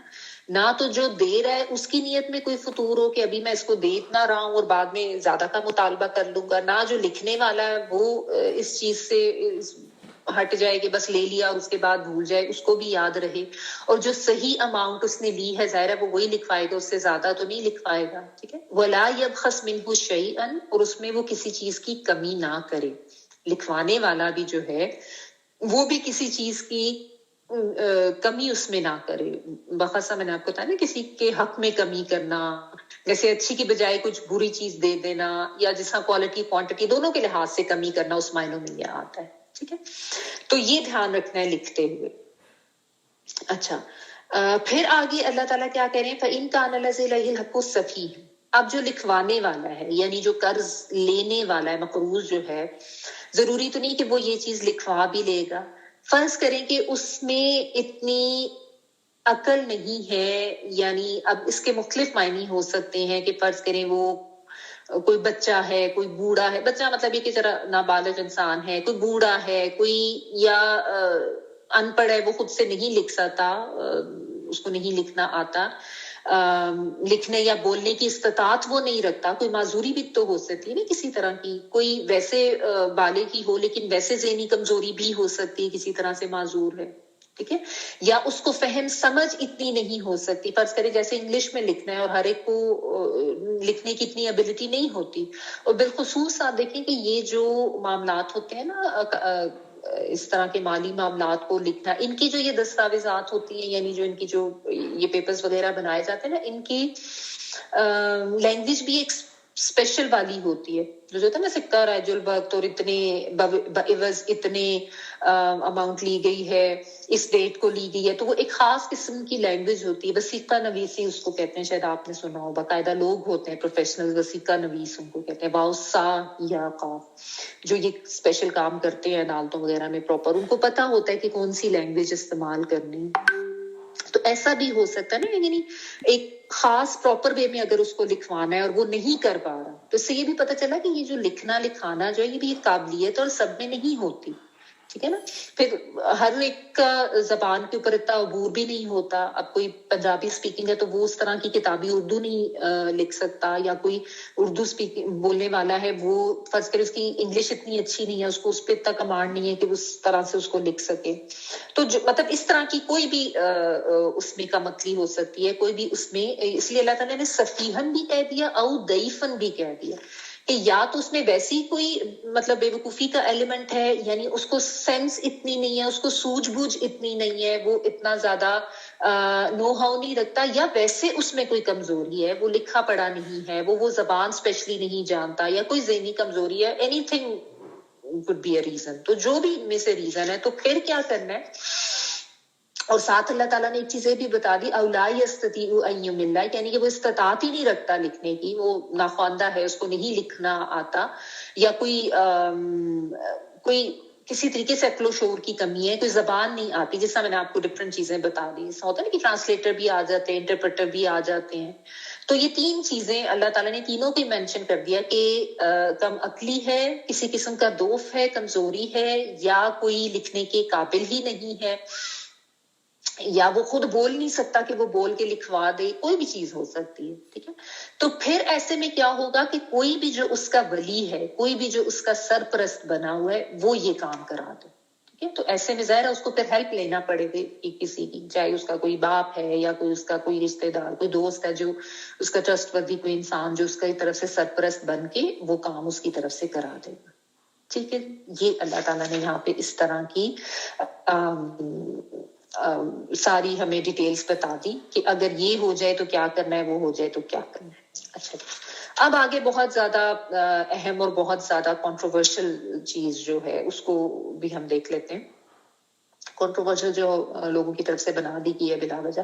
وَاسْتَشْهِدُوا شَهِيدَيْنِ مِنْ رِجَالِكُمْ، اور کیا کرنا ہے، خالی لکھنے پر بھی اکتفا نہ کرو. ظاہر ہے ڈپینڈ کرتا ہے کہ کس نوعیت کا معاملہ ہے، بڑا معاملہ ہے تو اس میں اچھا سوری، یہ جو تھا نا فَلْيُمْلِلْ وَلِيُّهُ بِالْعَدْلِ، اس میں عدل کی بھی بات اللہ تعالیٰ نے کر دی. آپ دیکھیں کوئی چھوٹی سے چھوٹی چیز بھی اللہ تعالیٰ ایسے نہیں جانے دیتے کہ اس کو مینشن نہ کریں. یعنی جو ولی نے بھی لکھنا ہے اس کے لیے بھی علیحدہ سے ہدایت ہے کہ عدل کے ساتھ لکھنا ہے، نہ گھٹانا ہے نہ بڑھانا ہے، جیسا ہے ویسا ہی لکھوانا ہے. اور پھر وہ بالکل کلیئر لکھا ہونا چاہیے، اس میں کوئی ابہام نہیں ہونا چاہیے، کسی کی طرف جانبداری سے نہیں لکھا جائے، غیر جانبداری سے لکھنا، بہت زیادہ عدل کے ساتھ، انصاف کے ساتھ. جو ایکچوئل معاملہ ہو رہا ہے ادھار کا یا قرض کا، یا جو چیز بھی جس طریقے سے لی جا رہی ہے وہی چیز لکھنی. کوئی یہ نہ ہو وہ کرے کہ جی اب مجھے آتا ہے لکھنا اور اس کو نہیں آتا پڑھنا تو وہ کوئی بےمانی اس کے ساتھ کر دے. نہیں، اس کے لیے بھی یہ حکم ہے کہ اس نے بھی عدل اور انصاف کا دامن نہیں چھوڑنا، اس کے ساتھ لکھنا. ٹھیک ہے. اچھا، اس کے بعد پھر اب اللہ تعالیٰ یہ کہہ رہے ہیں کہ جب یہ کام کر لی ہے تو اب اس کے اوپر 2 گواہ بناؤ. وَاسْتَشْهِدُوا شَهِيدَيْنِ، 2 گواہ مِن رِجَالِكُمْ، تمہارے مردوں میں سے. ٹھیک ہے. 2 مرد جو ہیں اس کے اوپر اپنے میں سے تم گواہ بنا لو. اچھا، اب 2 مرد اگر نہ ہوں، پرائمریلی 2 مرد ہوں گے، اگر نہیں ہیں فَإِن لَمْ يَكُونَ رَجُلَيْنِ، نہیں مل رہے ہیں 2 مرد تمہیں، فَرَجُلٌ، تو 1 مرد، وَامْرَأَتَانِ، اور 2 عورتیں، مِمَّن تَرْضَوْنَ مِنَ الشُّهَدَاءِ، تم جو بھی پسند کرتے ہو گواہوں میں سے. ٹھیک ہے. ٹھیک ہے.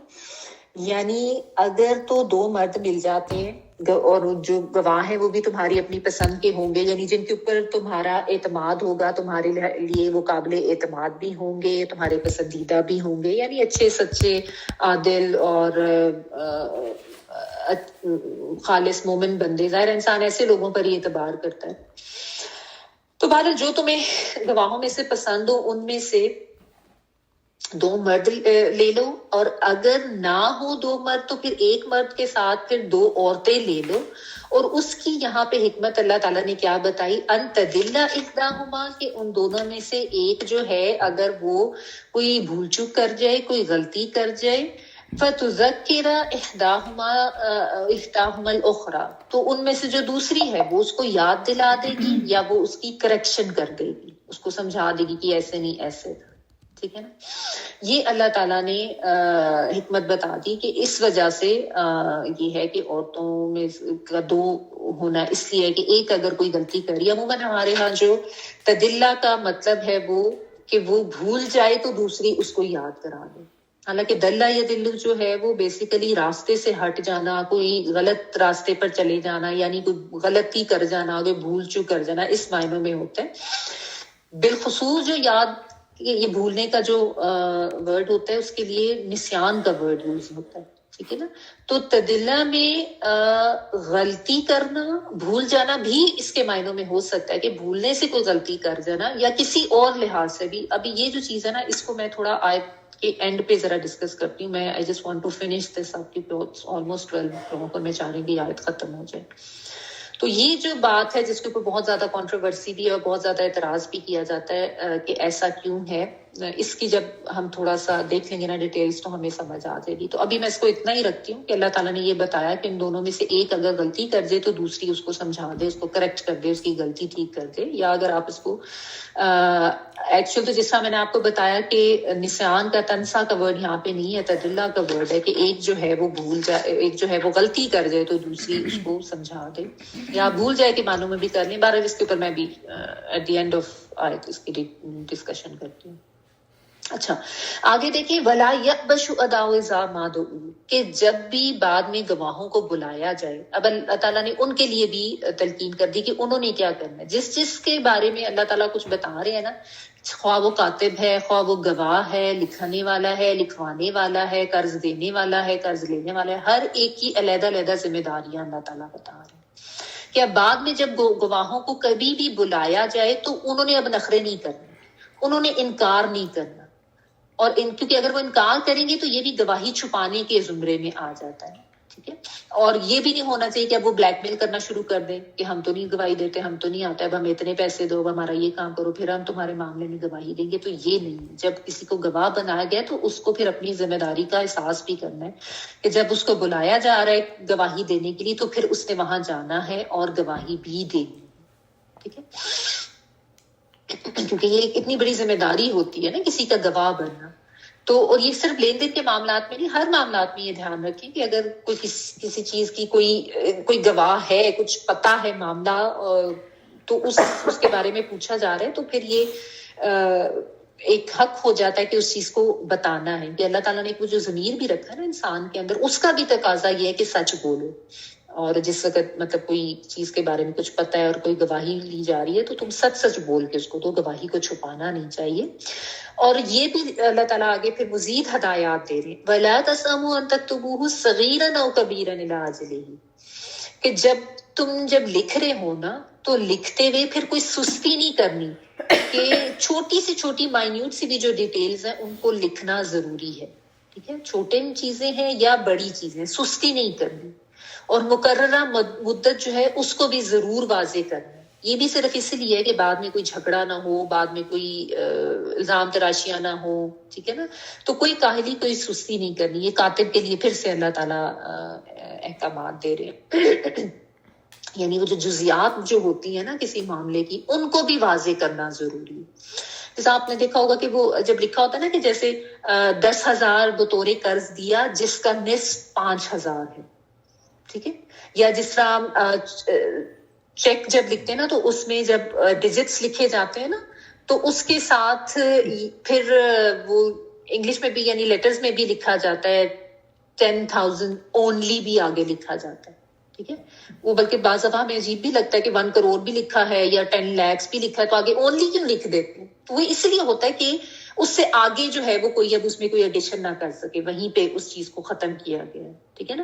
اور ڈیجٹس کے ساتھ پھر اس کو لیٹرز میں یا انگلش میں پھر انگلش لینگویج میں لکھنا اس لیے ضروری ہے تاکہ اس میں کوئی ایک اور زیرو ایڈ کر کے اس میں کوئی زیادتی نہ کسی کے ساتھ ہو جائے. تو وہ پھر اس لیے نمبرز کے ساتھ ساتھ پھر اس کو لینگویج میں بھی وہ ورڈ لکھا جاتا ہے. ٹھیک ہے. تو جیسا میں نے آپ کو بتایا نا یہ جو وسیقہ نویسی ہوتی ہے اس کی اپنی ایک لینگویج ہوتی ہے اور اس میں یہ جو چھوٹی چھوٹی چیزیں ہوتی ہیں وہ ان کو پتا ہوتی ہے کہ کیا کیا کرنی ہے اور کس طرح سے وہ مطلب ظاہر ہے یہ بھی ایک علم ہے، ایک فن ہے، یہ ان کا اپنا ان کی اپنی ایک قابلیت ہے. تو بہرحال اللہ تعالیٰ یہ کہہ رہی ہے کہ تم کوئی چھوٹی چیز ہے یا بڑی چیز ہے اس کو لکھنے سے تم گریز نہ کرو. ہر چیز کی ڈیٹیل جو ہے وہ قلم بند ہونی چاہیے اس کے وقت مقررہ تک، یعنی وہ وقت مقرر جو ہے وہ بھی اس میں ساتھ مینشن ہوا ہو اور ہر چھوٹی موٹی چیز کو لکھا ہوا. پھر اللہ تعالیٰ اس کی حکمت بھی بتا رہے ہیں کہ یہ بات ذالکم اقسط عند اللہ، اللہ کے نزدیک زیادہ انصاف والی ہے اور گواہی کے لیے بھی زیادہ درست ہے. یعنی ایسا کرنے سے زیادہ صحیح گواہی ہوگی، گواہی جو ہے وہ زیادہ درست رہے گی، اس میں کوئی کسی کے ساتھ ذاتی ہونے یا کسی کو دھوکہ دینے کا جو احتمال ہے وہ ختم ہو جائے گا. ٹھیک ہے. اور وَأَدْنَا أَلَّا تَرْتَابُوا، اور یہ اس کے بھی زیادہ قریب ہے کہ تم شک میں نہیں پڑو گے. یعنی it is closer to this کہ تم یا زیادہ اچھا ہے اس لحاظ سے بھی کہ تم اس سے شک میں نہیں پڑو گے. ٹھیک ہے نا. یعنی سستی نہ کر کے چھوٹی چھوٹی چیزیں بھی صحیح طریقے سے تم لکھ لو گے تو یہ بات زیادہ انصاف والی بھی ہے، یہ بات گواہیوں کے لحاظ سے زیادہ درست بھی ہے، اور یہ بات زیادہ قریب ہے اس چیز سے کہ تم شک میں نہ پڑ جاؤ.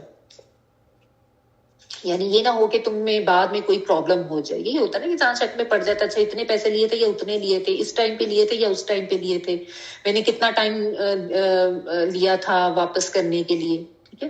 تو اس طرح کے سارے شکوک و شبہات کو دور کرنے کے لیے اللہ تعالیٰ یہ بتا رہے ہیں کہ چھوٹی سے چھوٹی ڈیٹیلز بھی لکھ لو، ٹائم بھی لکھ لو، اور چاہے کوئی بڑی بات ہے کوئی چھوٹی بات ہے اس میں سستی نہ کرو کہ اچھا چلو یہ تو ایسی چھوٹی سی بات ہے نا، اس کو لکھنے کا کیا فائدہ. نہیں، بہت زیادہ احتیاط کے ساتھ وہ جو دستاویز ہے اس کو قلم بند کیا جانا چاہیے. وہ سارے جو پیپر ہے وہ صحیح طریقے سے بنائے جانا چاہیے، پورا جو کانٹریکٹ بن رہا ہے. ٹھیک ہے.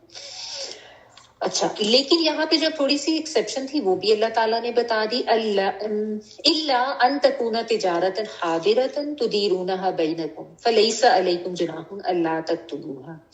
یعنی اگر تو تمہاری حاضر تجارت ہے تو دیرونا نہا بینکم، جو کہ تم روز روز، حاضر سے مراد یہ کہ دست بدست، آمنے سامنے، آن دا اسپاٹ، یعنی اس وقت آپ نے چیز لی، اسی وقت آپ نے پیسے لیے، اور یہ آپ کا لین دین جو ہے نا، مطلب فرض کریں کہ آپ کرتے رہتے ہیں یہ وہ. ٹھیک ہے نا. تو اس میں اگر نہیں بھی لکھا ہے تو کوئی اس میں تمہارے اوپر گناہ نہیں ہے.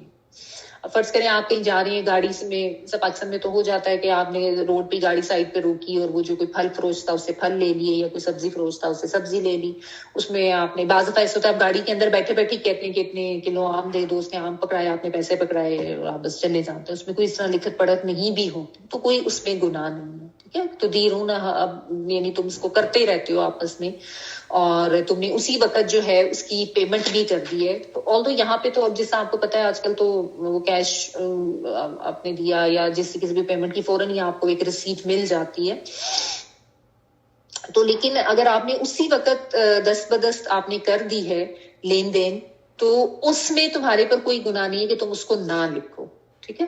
لیکن وَأَشْهِدُوا إِذَا تَبَايَعْتُمْ، جب تم آپس میں باہم کوئی بیع، کوئی تجارت اس طرح کی کر رہے، یعنی ایک بڑے لیول پہ ہو رہی ہے وہ چیز، تو اس کو پھر لکھا جانا ضروری ہے. ٹھیک ہے.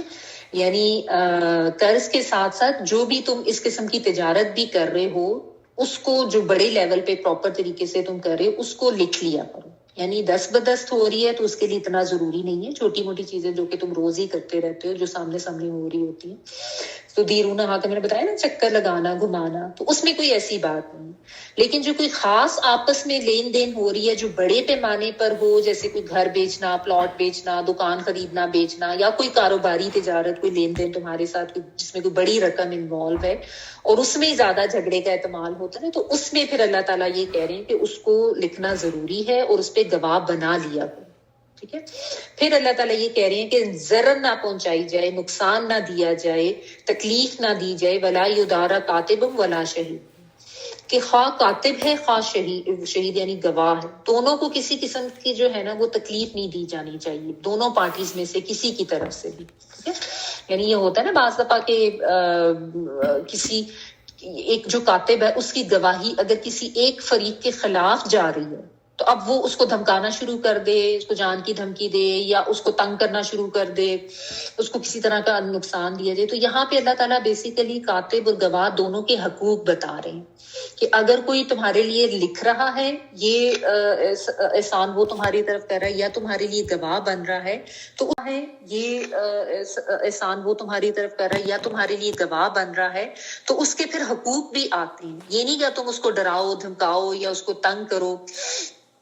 اور اس میں یہ بھی آ جاتا ہے کہ اگر تم مطلب تکلیف دینے میں یہ بھی تو آ سکتا ہے نا کہ آپ اس پہ پابندی لگا دیں کہ بس ابھی کے ابھی آؤ، ابھی وہ کہیں کسی ملک کے دوسرے کونے میں بیٹھا ہوا وہ نہیں آ سکتا، یا وہ دور بیٹھا ہوا ہے تو پھر آپ اس کو اپنی ضرورت کے لیے بلا رہے ہیں تو پھر اس کے آنے جانے کا خرچ بھی اس کو دیں گے، ٹھیک ہے. یا اگر وہ مصروف ہے تو اس کی آپ مصروفیت کا دھیان نہ کریں اور اس کے اوپر دباؤ ڈالے جائیں، ٹھیک ہے.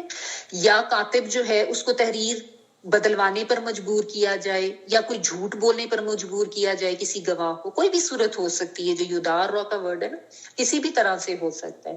تو ایسی کوئی بھی صورت نہیں کرنی ہے، نہ کاتب کے ساتھ نہ گواہ کے ساتھ. اللہ تعالیٰ نے ان دونوں کے جو حقوق ہیں وہ بھی محفوظ کر دیے، ٹھیک ہے. اور ساتھ یہ بھی بتا دیا وَإِن تَفْعَلُوا، اگر تم ایسا کرو گے فَإِنَّهُ فُسُوقٌ بِكُمْ، تو یہ تمہاری طرف سے بہت بڑا گناہ کا کام ہے، یہ اللہ تعالیٰ کی حدود توڑنے والا کام ہے، یہ فسق ہے، ٹھیک ہے.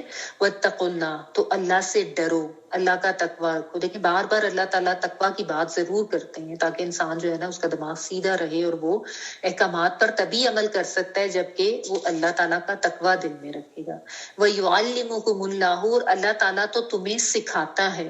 کیا سکھاتا ہے؟ اللہ تعالیٰ تمہیں صحیح بات سکھا رہا ہے، صحیح طریقہ سکھا رہا ہے آپس میں لین دین کرنے کا، مالی معاملات کرنے کا، تاکہ تمہارے آپس میں معاملات جو ہیں وہ ٹھیک طریقے سے اور احسن طریقے سے انجام پائے. تو یہ چیز اللہ تعالیٰ تم کو سکھا رہے ہیں. اس میں آپ وَاتَّقُوا اللَّهُ کو پچھلی بات سے بھی جوڑ سکتے ہیں، فَإِنَّهُ فَسُوقٌ بِكُمْ وَاتَّقُوا اللَّهَ، کہ تم اتنا گناہ کر رہے ہو، فسق کر رہے ہو، حدود توڑ رہے ہو، تو اللہ کا تقوی اختیار کرو، اللہ سے ڈرو کہ اللہ کی طرف سے تمہاری پکڑ ہوگی، اللہ کے سامنے تم حاضر ہو کے تم نے جواب دہ ہونا ہے، ٹھیک ہے. اور آپ ویسے وَاتَّقُوا اللَّهَ وَيُعَلِّمُكُمُ اللَّهُ کہ تم اللہ کا تقوی اختیار کرو، اللہ تعالیٰ تمہیں سکھاتا ہے. جو ظاہر انسان سیکھے گا بھی تبھی جب اس کے اندر اللہ کا ڈر اور خوف ہوگا. جو اللہ کا تقوی رکھتے ہیں وہی اللہ تعالیٰ کی بتائی ہوئی باتوں کو سیکھتے ہیں اور پھر ان پہ عمل بھی کرتے ہیں نا. تو اللہ کا تقوی ہوگا تو اللہ تعالیٰ وہ بات صحیح طریقے سے سکھا بھی دیتے ہیں اور انسان کو عمل کرنے کی توفیق بھی دے دیتے ہیں، ٹھیک ہے. تو جتنا اللہ کا تقوی ہوگا نا اتنا ہی دین کا علم بھی گہرا اور صحیح ہوگا، درست ہوگا، ٹھیک ہے. علوم تو سارے اللہ کی طرف سے ہیں، اصل علم کا سورس تو اللہ تعالیٰ کی ہی ذات ہے نا. تو ہدایت کا تعلق جو ہے وہ بھی تقوی سے ہے، ٹھیک ہے. تو جو انسان صحیح دین کا علم رکھتا ہے وہی ہدایت پہ ہوتا ہے نا. تو تقوی اختیار کرنا بہت ضروری ہے، تبھی انسان کو صحیح علم ہوگا، تبھی انسان کو صحیح ہدایت ہوگی، ٹھیک ہے. کہ جو کام اللہ نے کہا ہے وہ کرنا ہے، جس سے منع کیا ہے اس سے رک جانا، ٹھیک ہے، ورنہ پکڑ ہوگی. یہی ہوتا ہے تقوی اللہ تعالیٰ کا، ٹھیک ہے.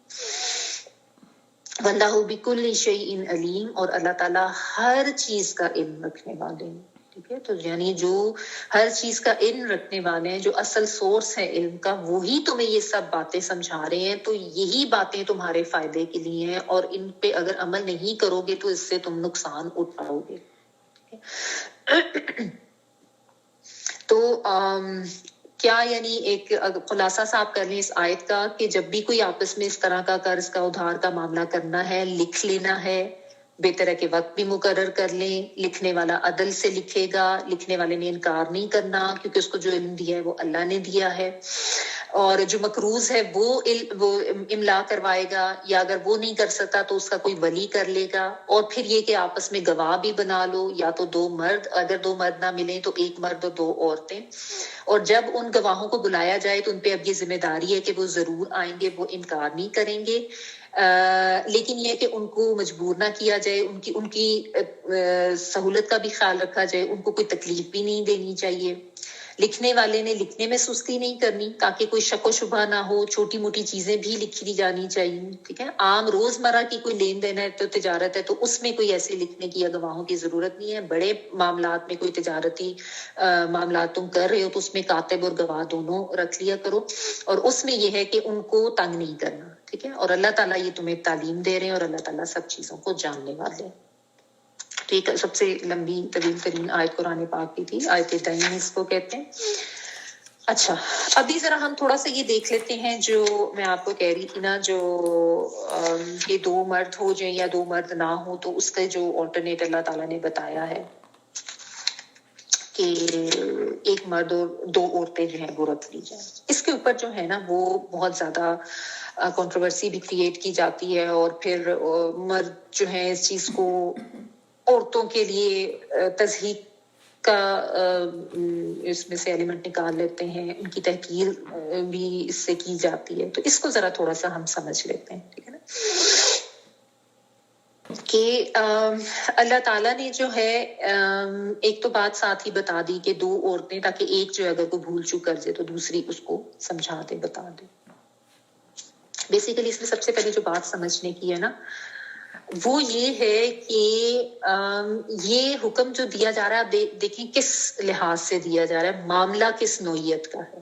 یعنی ایک کاروباری لین دین کا، قرض کا یا ادھار کا، یا کوئی اس طریقے کی آپس میں بڑے لیول پہ کوئی تجارتی معاملہ ہو رہا ہے، اس طرح کے معاملے کو ڈسکس کیا جا رہا ہے. اور اس میں اللہ تعالیٰ نے یہ ایک اصول بتا دیا ہے کہ یہ طریقہ تم نے کرنا ہے گواہ بنانے کا. آپ کو پتہ ہے عورتیں جو ہیں عموماً ان کی دلچسپی یہ کاروباری اور مالی معاملات میں اتنی نہیں ہوتی. ایک تو یہ بات بھی اسے سمجھنے کی، اور اس کے لیے ضروری ہے کہ سب سے پہلے ہم اس چیز کو سمجھیں کہ اسلام کا نقطہ نظر کیا ہے عورتوں اور مرد کی جو ذمہ داریاں ہیں ان کے دائرہ کار کے حوالے سے. اسلام میں جو ایک عائلی زندگی کا تصور ہے وہ یہی ہے کہ مرد جو ہیں مالی معاملات، معاش کی ذمہ داری ان کے اوپر ہے، انہوں نے یہ معاملات دیکھنے ہیں، وہ گھر سے باہر جائیں گے اور یہ ذمہ داریاں نبھائیں گے. عورتیں جو ہیں ان کا دائرہ کار گھر کے اندر ہے، وہ گھر کے اندر کی ذمہ داریاں سنبھالیں گی. تب یہ جو ہے ایک بہترین عائلی زندگی جو ہے یا ایک اچھی خاندانی زندگی جو ہے وہ تشکیل پاتی ہے، یا ایک اچھا ہیلدی معاشرہ جو ہے وہ تشکیل پاتا ہے. یہ ایک بنیادی نقطہ جو ہے نا ذرا سمجھنے کی ضرورت ہے. ٹھیک ہے، تو عورت کو اللہ تعالیٰ نے اس طرح کی ذمہ داریوں سے، جس میں جو یہ باہر کی معاش کی یا مالی معاملات ہے، ان سے علیحدہ رکھے. اس کو آپ کہہ دیں کہ سبکدوش کیا ان ذمہ داریوں سے، مردوں کے اوپر چونکہ یہ زیادہ ذمہ داریاں ڈالی. تو یہ ایک نیچرل سی چیز ہے. دیکھیں اللہ تعالیٰ خالق ہے، اللہ تعالیٰ نے مردوں کو کس طریقے سے تخلیق کیا ہے اور ان کی کیا پسند ناپسند اور انٹرسٹ ہیں، عورتوں کو کس طریقے سے تخلیق کیا ہے، ان کی کیا پسند ناپسند اور انٹرسٹ ہیں، وہ سب سے زیادہ بہتر جانتے ہیں.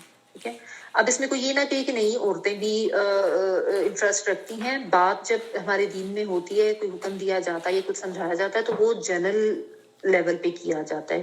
کوئی جو کوئی ایک یا دو کی جو یا بیچ میں سے ایک چھوٹے سے پرسنٹیج جو ہے اس کے حوالے سے احکامات نہیں دیے جاتے. ٹھیک ہے، ان جنرل آپ دیکھیں کہ عورتیں جو ہیں ان کو بزنس یا اکاؤنٹنگ ان میں کم ہوتی ہیں، جن کو انٹرسٹ ہوتا ہے. بالکل ہوتی ہیں لیکن کم ہوتی ہیں، یعنی ان کی دلچسپی کی چیز اتنی نہیں ہوتی.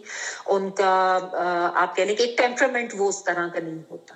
ٹھیک ہے نا، تو ایک تو یہ بات ٹھیک ہے، یہ زیادہ مردوں کے انٹرسٹ کی زیادہ چیز ہوتی ہے. اچھا، پھر آپ اس میں یہ چیز دیکھیں کہ جو اس کے اوپر جو اعتراض جو زیادہ کیا جاتا ہے نا کہ جی عورت کے حقوق کم کر دیے اور عورت کے اوپر تو بڑا ظلم کر دیا، اسلام نے عورت کی تحقیر کر دی. اور آپ اس کو اگر تھوڑا سا غور کریں نا تو یہاں پہ کوئی حقوق و فرائض کی بحث تو ہو ہی نہیں رہی ہے. ایک مالی معاملہ ہے جس کا اللہ تعالیٰ نے ایک اصول بتا دیا ہے کہ مالی معاملات میں قرض لے رہے ہو، ادھار لے رہے ہو تو اس پہ اس طریقے سے اس کو لکھ لیا کرو. لکھنے کے بعد اس کے اوپر گواہ بنا لیا کرو. گواہ بنانے ہیں تو کس طریقے سے بنانے ہیں؟ سب سے پہلے اگر آپ غور کریں نا، وَاسْتَشْهِدُوا شَهِيدَيْنِ مِنْ رِجَالِكُمْ، سب سے پہلے تو تم نے مردوں کو ہی ڈھونڈنا ہے. یعنی پہلی ذمہ داری اللہ تعالیٰ نے اولین مردوں کے اوپر ہی ڈالی ہے، انہی کو اس چیز کا مکلف بنایا جا رہا ہے، انہی کے اوپر یہ ذمہ داری ڈالی جائے کہ 2 مرد ہونے چاہیے. فَإِن لَمْ يَكُونَا، اگر نہیں ہے 2 مرد، یعنی پرائمرلی تو تم نے مردوں کو ہی ڈھونڈنا ہے، نہیں ہے تو ایک مرد کے ساتھ تم 2 عورتیں لوگے. یہ دوسرے لیول سٹیپ پر یہ بات ہوگی. یعنی اللہ تعالیٰ کی کوشش پوری یہی ہے کہ عورتوں کے اس قسم کے جھنجھٹوں سے باہر ہی رکھا جائے، ان پہ نہ ہی یہ جھنجھٹ ڈالے جائیں. ٹھیک ہے نا، اور اس میں پھر یہ بھی بات آ جاتی ہے کہ جس طرح جو میں نے آپ کو بھی بتایا کہ اسلام میں ایک تصور کیا ہے عائلی زندگی کا، کہ عورتیں جب گھر کے اندر ہوتی ہیں تو ان کا انٹرسٹ تو ایک پوائنٹ تھا. اس کے علاوہ بھی آپ دیکھیں باہر جا کے بالخصوص یہ عدالتی معاملات، یہاں پہ جا کے گواہیاں دینا، جہاں پہ ایک اور طرح کا ماحول ہوتا. آپ اس کو صرف اس ایگزامپل سے سمجھیں کہ فرض کریں، سوری آپ لوگوں کا ٹائم اوپر ہو گیا لیکن آج 5-7 منٹ اوپر ہو جائیں گے، تو ہم سوری اباؤٹ دیٹ. اچھا، آپ اس کو اس طریقے سے سمجھیں کہ دیکھیں آپ فرض کریں اب ہم میں سے کسی کو, چلیں I take my example, مجھے ابھی اگر کوئی کہہ دے I'm a home maker, میں گھر میں ہی ہوتی ہوں, مجھے اب کوئی کہنا کہ فلاں تم نے جو ہے نا فلاں جگہ پہ آ جانا, اس کورٹ میں پہنچ کے تم نے گواہی دینی ہے, تو فرسٹ آف آل تو مجھے ایک وہ تھاٹ آئے گی کہ اچھا کہاں جانا ہے, کس کے ساتھ جانا ہے, کس طرح سے جانا ہے, میں کیسے وہاں پہ جا کے دیکھوں گی اتنے مرد ہوں گے, اتنے لوگ ہوں گے, because I'm not used to it نا, جو ایک طریقہ کار ہے, انلیس کہ کوئی عورت بہت زیادہ کوئی بزنس مائنڈیڈ ہے, جو کہ یہ تو ایک ویسٹ کی سوچ ہے نا جو آج کل اپلائی کر دی گئی ہے سب معاشروں کے اوپر, اور مسلمان بھی اسی کے پیچھے بھاگ رہے ہیں. اسی لیے میں نے آپ کو پہلے اسلام کا جو ایک تصور ہے خاندانی زندگی کا وہ سمجھایا. تو اس میں, اور ہمارے معاشرے میں پاکستان وغیرہ میں ابھی بھی بہت سے ایک مطلب گھرانے ایسے ہیں جس میں بہت سی عورتیں جو ہیں وہ ہوم میکر ہی ہیں, گھریلو ہی ہیں, گھر کو ہی سنبھالتی ہیں. تو ان کے لیے اٹھ کے عدالت میں جانا اتنے مردوں کے درمیان اکیلے, اس میں جا کے یہ ہو سکتا ہے کہ وہ گھبرا جائیں, وہ پریشان ہو جائیں, یا ان کو بولنے میں جو ہے وہ گڑبڑا, جس سے کہتے زبان تھوڑی لڑکھڑا جانا, تو وہ غلطی کر جائیں, کوئی بھول چوک کر جائیں. تو اس لیے جب ایک دوسری عورت اس کے ساتھ ہوگی نا, تو ایسے ماحول میں جہاں پہ جا کے اپنے مردوں کے درمیان کوئی گواہی دینی ہے, تو اس کو ایک سپورٹ ملے گی اپنی ساتھ ایک دوسری عورت کے ہونے کی وجہ سے, ٹھیک ہے, چاہے وہ اس کی بیٹی تھی یا بہن تھی یا کوئی جاننے والی تھی یا نہیں بھی جاننے والی تھی, تو جب پتا ہوگا نا کہ اچھا وہ فلاں بھی ساتھ جا رہی ہے, تو ایک تھوڑی سی سپورٹ ہو جائے گی, کیونکہ عورت کی جو نیچر ہے وہ اللہ تعالیٰ نے اس طرح کی بنائی ہے نا, اگر انسان اس نیچر کو قائم رکھے, فطرت پہ ہی رہے, ٹھیک ہے. تو پہلی بات تو یہ کہ کوئی حقوق و فرائض کی بحث تو یہ ہو ہی نہیں رہی ہے, ٹھیک ہے. اللہ تعالیٰ نے ایک حکم دیا اور اس حکم کا ایک اصول بتا دیا. دیکھیں, ایک ہوتی ہے حکم کی علت اور ایک ہوتی ہے حکم کی حکمت. تو علت یہ اللہ تعالیٰ نے بتائی ہے, علت کا مطلب ہوگا کہ آپ کہہ لیں کہ اصول, ٹھیک ہے, جو رول تھم رول جو اللہ نے بتایا. تو علت یہ ہے کہ 2 مرد ہوں گے, 2 مرد نہیں مل رہے ہیں تو پھر تم 1 مرد اور 2 عورتیں لے لو گے, اور ان کی پھر جو ذمہ داریاں وہ اللہ تعالیٰ نے بتا دی. اور حکمتیں اس کی یہی ہیں جو میں آپ کو ابھی بتا رہی ہوں, کہ اس کے پیچھے بہت سی چیزیں آ جاتی ہیں. نسیان بھی ہو سکتا ہے, that could be one of the factors, کیونکہ عورت جو ہے وہ جسمانی لحاظ سے اس طرح کی تبدیلیوں سے گزرتی ہے. آپ دیکھیں حیض و نفاس کا معاملہ بھی اس کے ساتھ ہے, پریگننسی کا معاملہ اس کے ساتھ ہے, چائلڈ برتھ کا معاملہ اس کے ساتھ ہے, جو کہ بہت سخت مراحل ہوتے ہیں زندگی کے, ٹھیک ہے. پھر خدا نخواستہ اگر کوئی مس کیریج وغیرہ ہو گیا ہے یا کوئی ڈیورس ہو گئی ہے, تو عورت جو ہے اس کے جو نفسیات ہے یا اس کے جو آپ کے لیے نروز ہیں, وہ ان کے اوپر جو اثرات ہوتے ہیں وہ ڈفرنٹ ہوتے ہیں ایز کمپیئر ٹو اے مین. فرض کریں کسی عورت کا مس کیریج ہو گیا, اتنی سی ایگزامپل آپ لے لیں, تو عورت کے لیے وہ فزیکل ٹراما بھی بہت زیادہ ہوتا ہے اور مینٹل ٹراما بھی بہت زیادہ ہوتا ہے. پھر آپ پریگنینسی لے لیں, ڈیلیوری لے لیں, آپ گوگل کر کے دیکھیں, آپ کو بہت سی اس کے اوپر تفصیلات ملیں گی کہ عورت جو ہے اس کے دماغ کے سیلز پہ اور اس کے ہارمونز پہ بہت زیادہ اثر اس طرح کا بھی ہوتا ہے کہ اس میں تھوڑی فورگیٹفلنس آ جاتی ہے, یا اس کے کنسنٹریشن جو ہے اس کا سپین کم ہو جاتا ہے, لیک آف کنسنٹریشن اس میں ہو جاتی ہے.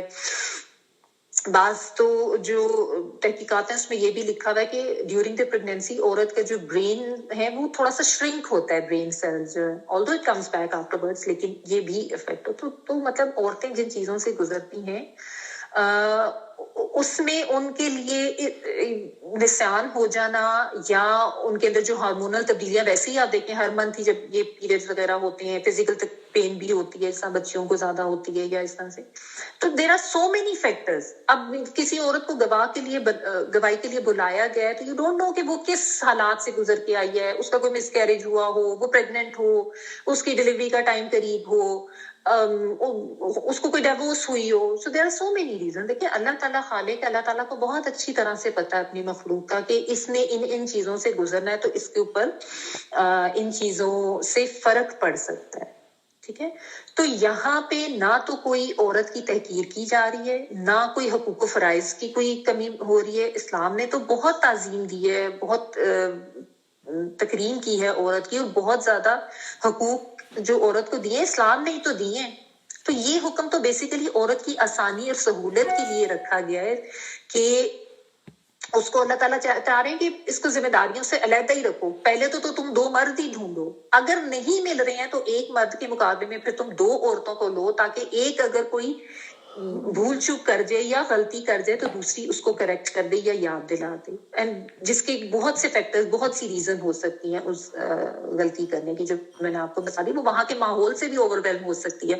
اس کو عادت تھی گھر میں رہنے کی، ایک دم اتنے مردوں کے درمیان اس کو لا کے گواہی کا کہا جائے تو وہ تھوڑی سی کنفیوز ہو سکتی ہے. اس میں تو کوئی ایسی بات نہیں ہے. ٹھیک ہے، تو یہ ساری چیزیں آ جاتی ہیں. اور دوسری بھی جو میں نے آپ کو بتائی کہ جسمانی اور ذہنی صلاحیتوں کا جو اتار چڑھاؤ جن سے عورت گزرتی ہے، سو بہت سی ریزنز ہو سکتی ہے. پھر مینوپاز وغیرہ جو ہے، جس میں پیریڈ رک جاتے لیٹر ایج میں جا کے، اس کے بھی اپنے ایفیکٹس ہوتے ہیں.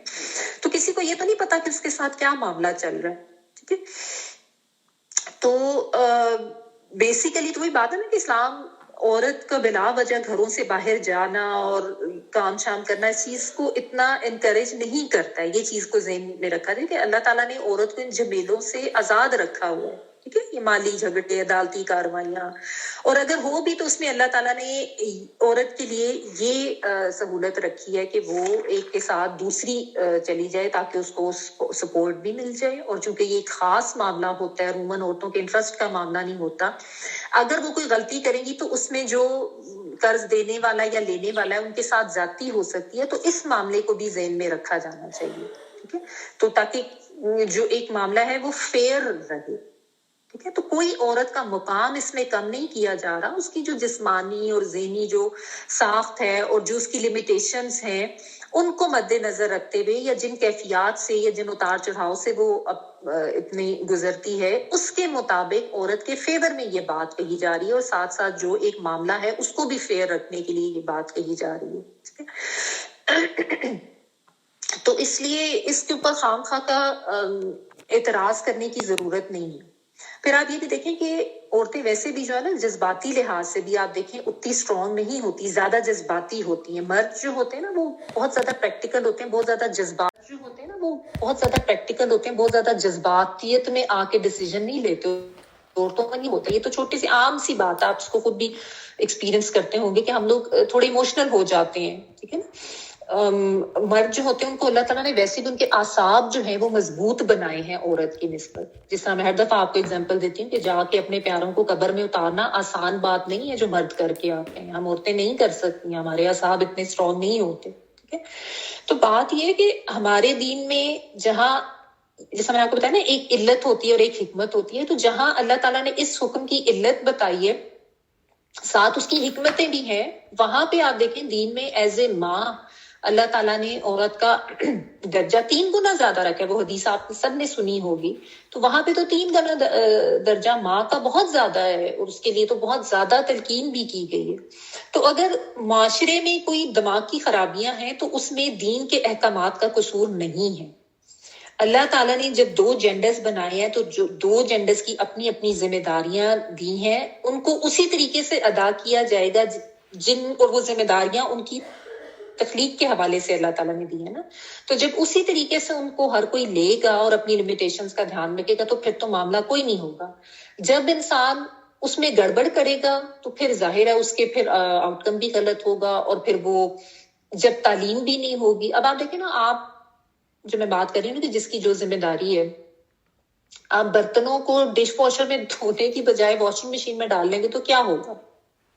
خود سوچیں نا.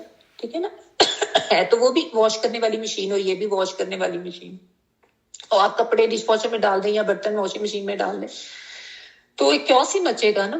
تو بات یہ ہے سمجھنے کی. جس طرح میں آپ کو علت اور حکمت کا فرق بتا رہی تھی نا، اگر کسی کو علت کی سمجھ نہیں آ رہی تو اس کے لیے آپ یہ اگزامپل دیکھ لیں کہ جیسے ریڈ لائٹ جو ہے نا، اس پہ آپ نے رکنا ہے، یہ علت ہے یا یہ اصول ہے کہ ریڈ لائٹ پہ رکنا ہے. حکمت اس کی کیا ہے کہ نہیں رکیں گے تو ایکسیڈنٹس ہوں گے. اب کوئی اپنی طرف سے روڈ پہ یہ ڈیسائیڈ کر لے کہ نہیں ٹھیک ہے میں گزر جاؤں گا، کوئی گاڑی نہیں آ رہی تو کچھ بھی نہیں ہوگا، تو اس نے وہ علت تو توڑ دی نا، اس نے وہ اصول توڑ دیا. تو اس کے اوپر چلان تو اس کا ہو سکتا ہے، کیونکہ اس کی مطلب جو اصول تھا وہ تو وہی تھا کہ اس نے وہاں پہ رکنا ہے. تو اب اس کی حکمت اس کو سمجھ آ رہی ہے یا نہیں آ رہی ہے. بالکل ایسی بات ہے جیسے وہ تھا نا، احل اللہ البیع وحرم الربا، کہ اللہ تعالیٰ نے بے کو حلال کیا اور ربا کو حرام کیا. کسی کو یہ علت ہے اس حکم کی جو میں اس دن بھی آپ کو اس پہ ایمفسائز کر رہی تھی کہ اس چیز کو لینا ہے. حکمت نہیں سمجھ میں آ رہی وہ اپنے دماغ کا قصور ہے, اس سے اصول تبدیل نہیں ہوگا اللہ کے حکم کا. ٹھیک ہے, تو یہ اس معاملے کی نوعیت کے لحاظ سے یہ علت رکھی گئی ہے کہ اگر گواہ بنانی ہے تو ان کا یہ طریقہ کار ہوگا. لیکن یہ صرف اس ایک آیت میں یعنی مالی معاملات کے لحاظ سے یہ بات کی گئی ہے. ورنہ آپ یہ چیز بھی سمجھیں کہ جہاں پہ معاملے کی نوعیت مختلف ہوتی ہے وہاں پہ گواہوں کی تعداد مختلف بھی بتائی گئی ہے. فار ایگزامپل زنا کا معاملہ ہے تو اس میں 4 گواہوں کا ہونا ضروری ہے, عاقل ہوں, بالغ ہوں اور بہت زیادہ سچے صادق جن کی بات پہ اعتبار کیا جاتا ہو. تو وہاں پہ 4 کی تعداد رکھی گئی ہے. ٹھیک ہے, اور عید کے چاند کی گواہی کوئی ایک بندہ بھی دے گا تو وہ بھی قابل قبول ہے. ٹھیک ہے, پھر اس طرح جہاں پہ رضاعت کا معاملہ آتا ہے نا, یعنی کہ اگر کوئی عورت یہ گواہی دیتی ہے کہ میں نے اس کو دودھ پلایا ہے تو وہاں پہ اس معاملے میں عورت کی گواہی بھی ویلڈ ہے اور وہ قابل قبول ہے. جو اس طرح کے معاملات ہیں نا, وہ رضائی ماں ہونے کا معاملہ ہے یا فوسٹر مدر جس کو کہتے ہیں, یا کوئی حیض یا بچے کی پیدائش, اس سے ریلیٹڈ کوئی معاملات ہیں تو وہاں پہ عورت کی گواہی بھی معتبر سمجھی جاتی ہے. اور ایک دفعہ نبی صلی اللہ علیہ وآلہ وسلم کے پاس کوئی ایسا کوئی کپل تھا جن کے بارے میں ایک عورت تھی, اس نے آ کے یہ گواہی دی تھی, یہ صحیح بخاری میں آیا کہ اس نے یہ کہا تھا کہ میں نے ان دونوں کو دودھ پلایا. تو نبی صلی اللہ علیہ وآلہ وسلم نے ان کا نکاح جو ہے وہ ختم کرا دیا تھا کہ یہ ٹھیک نہیں ہے کہ یہ رضائی بہن بھائیوں کی تو آپس میں ظاہر نکاح نہیں ہو سکتا. وہاں پہ ایک عورت کی گواہی کو لیا گیا. ٹھیک ہے, تو جو میں آپ کو سمجھا رہی ہوں نا کہ معاملے کی نوعیت کے لحاظ سے احکامات میں فرق ہے. یہاں پہ بھی یہی معاملہ ہے کہ جو معاملے کی نوعیت اللہ تعالیٰ نے بتائی ہے مالی معاملے کی, تو اس کے لحاظ سے اللہ تعالیٰ نے گواہ کس طریقے سے ہونے چاہیے, کتنی تعداد میں ہونے چاہیے وہ ہمیں بتا دیں. نکاح کے اوپر, طلاق کے اوپر 2 مردوں کی گواہی کا اللہ تعالیٰ نے کہا ہے. ٹھیک ہے, اور زنا میں اور ہے جو نمبر ہے یا تعداد ہے.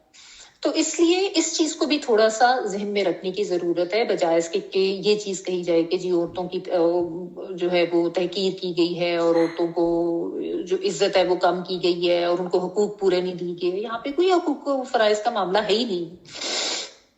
آپ دیکھیں جب نبی صلی اللہ علیہ وآلہ وسلم پر پہلی وحی آئی تھی تو ان کی صداقت کی گواہی سب سے پہلے کس نے دی تھی؟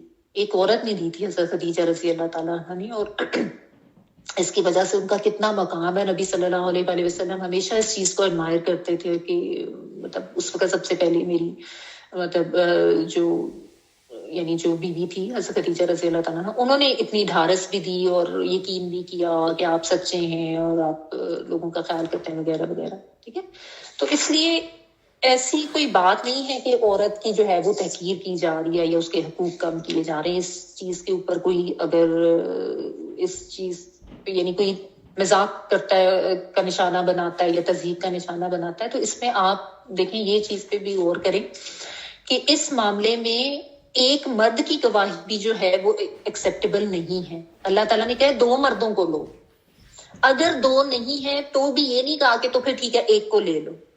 ایک کے ساتھ پھر 2 عورتیں ہوں گی تو پھر یہ معاملہ ایسا ہے کہ اس کی گواہی جو ہے وہ پوری ہوگی. ٹھیک ہے, تو جہاں پہ یہ بات ہو رہی ہے ایک مرد کے مقابلے میں, یہ ٹھیک ہے کہ اللہ تعالیٰ نے 2 عورتوں کی گواہی کا رکھا ہے جس کی اپنی حکمتیں ہیں جو میں نے آپ کو علت اور حکمت کا ڈفرنس بتا دیا. لیکن اللہ تعالیٰ نے یہاں پہ یہ بھی نہیں کہا کہ ایک مرد کو گواہ بنا لو, یا یہ بھی نہیں کہا کہ اگر 2 نہیں مل رہے ہیں تو چلو ایک بھی ٹھیک ہے. تو گواہی تو ایک مرد کی بھی اس معاملے میں ایکسیپٹیبل نہیں ہے. ہاں آپ اس کے وہ اب آپ کمپیریزن میں کریں جی عورت کی 2 جو ہے وہ ایک مرد کے مقابلے پہ 2 عورتیں ہوں گی تو پھر اس میں تو انسان جو بھی لکونے نکالنا چاہے اور جس طریقے سے بھی اپنے دماغ کی اختراع کرتے ہوئے عورت کی تصدیق کرنا چاہے تو یہ تو اس کے دماغ کا فطور ہے نا. ورنہ ہمارے دین نے تو عورت کو جو تکریم اور جو عزت اور جو مقام دیا اور جس طرح سے ملکہ بنایا ہے گھر کی, وہ کسی اور دین نے نہیں دیا. اب آپ ٹیسٹ میں دیکھ لیں عورتیں کس طرح خوار ہوئی ہیں گھروں سے نکل کے, جو مرد و زن برابر ہیں اور ان کی برابری اور ان کو بھی وہی کچھ کرنا چاہیے. اب وہ خود خوار ہوئی ہیں کیونکہ ظاہر بچے بھی انہوں نے پیدا کرنے, اس چیز سے بھی انہوں نے گزرنا ہے. اور باقی کاموں پہ بھی ان کو لگا دیا ہوا ہے۔ تو یہ جو مصلحتیں اور جو حکمتیں ہیں نا دین کے احکامات کی، اور اس کے ساتھ ساتھ دین کے احکامات کی جو علت ہے، جو اصول ہیں، ان کو جب انسان سمجھ لینا، وہی بات ہے کہ اپنے دین کا علم حاصل کرنے کی ضرورت ہے۔ تو اب آپ کو یہ چیز سمجھ آ گئی ہوگی، تاکہ اگر اس چیز کے اوپر کبھی کوئی آپ کے سامنے بحث کرے یا عورت کی تصدیق کرنے کی کوشش کی جائے تو اس کو یہ تھوڑا سمجھا دینا چاہیے کہ یہ ایکچوئل حکم کس حوالے سے دیا گیا ہے، کس معاملے میں دیا گیا ہے، اس معاملے کی نوعیت کے حوالے سے۔ ہر معاملے کی نوعیت کے حوالے سے اللہ تعالیٰ نے گواہوں کی تعداد مختلف رکھی ہے۔ اس میں کوئی حقوق و فرائض کی بحث نہیں ہو رہی، اس میں کوئی کسی کی تحقیر نہیں کی جا رہی، عورت کے لیے تو یہ فائدے کی چیز ہے کہ اس کو اللہ تعالیٰ چاہتے ہیں کہ اس کو باہر ہی رکھو، ان معاملات سے خود ہی حل کرو یہ جھگڑے، نہیں مل رہا تو پھر کر لو، لیکن اس میں بھی پھر ایک جگہ پہ دو کو کرو۔ کہ یہ اس میں بھی بہت سی حکمتیں ہیں کہ عورت بھول سکتی ہے، غلطی کر سکتی ہے، اوور ویلم ہو سکتی ہے، کوئی بھی اس کے ساتھ زندگی میں ایسے حالات و واقعات ہو، اللہ تعالیٰ تو بیسیکلی عورت کا خیال رکھتے ہوئے، اس کو عزت دیتے ہوئے، یہ دیکھتے ہوئے کہ بھئی وہ ایک نازک چیز ہے جو اللہ تعالیٰ نے تخلیق کی، اللہ تعالیٰ خالق، ان کو پتہ ہے کہ میں نے کس جینڈر کو کس طرح کا بنایا ہے اور اس کے نروز کس طرح کے۔ تو یہ ساری چیزیں، ٹھیک ہے، اللہ تعالیٰ ہم سب کو توفیق عطا فرمائے کہ ہم اپنے دین کا صحیح فہم، صحیح علم حاصل کریں، اور جس طریقے سے اللہ تعالیٰ نے احکامات دیے، اللہ تعالیٰ ہماری مدد کرے کہ ہم کو ان کو اسی طریقے سے سمجھ کر ان پہ عمل کرنے کی کوشش عطا فرمائے۔ وآخر دعوانا الحمد للہ رب العالمین۔ سبحانك اللهم وبحمدك نشهد ان لا اله الا انت نستغفرك ونتوب اليك۔ سبحان ربك رب العزة عما يصفون وسلام على المرسلين والحمد لله رب العالمين۔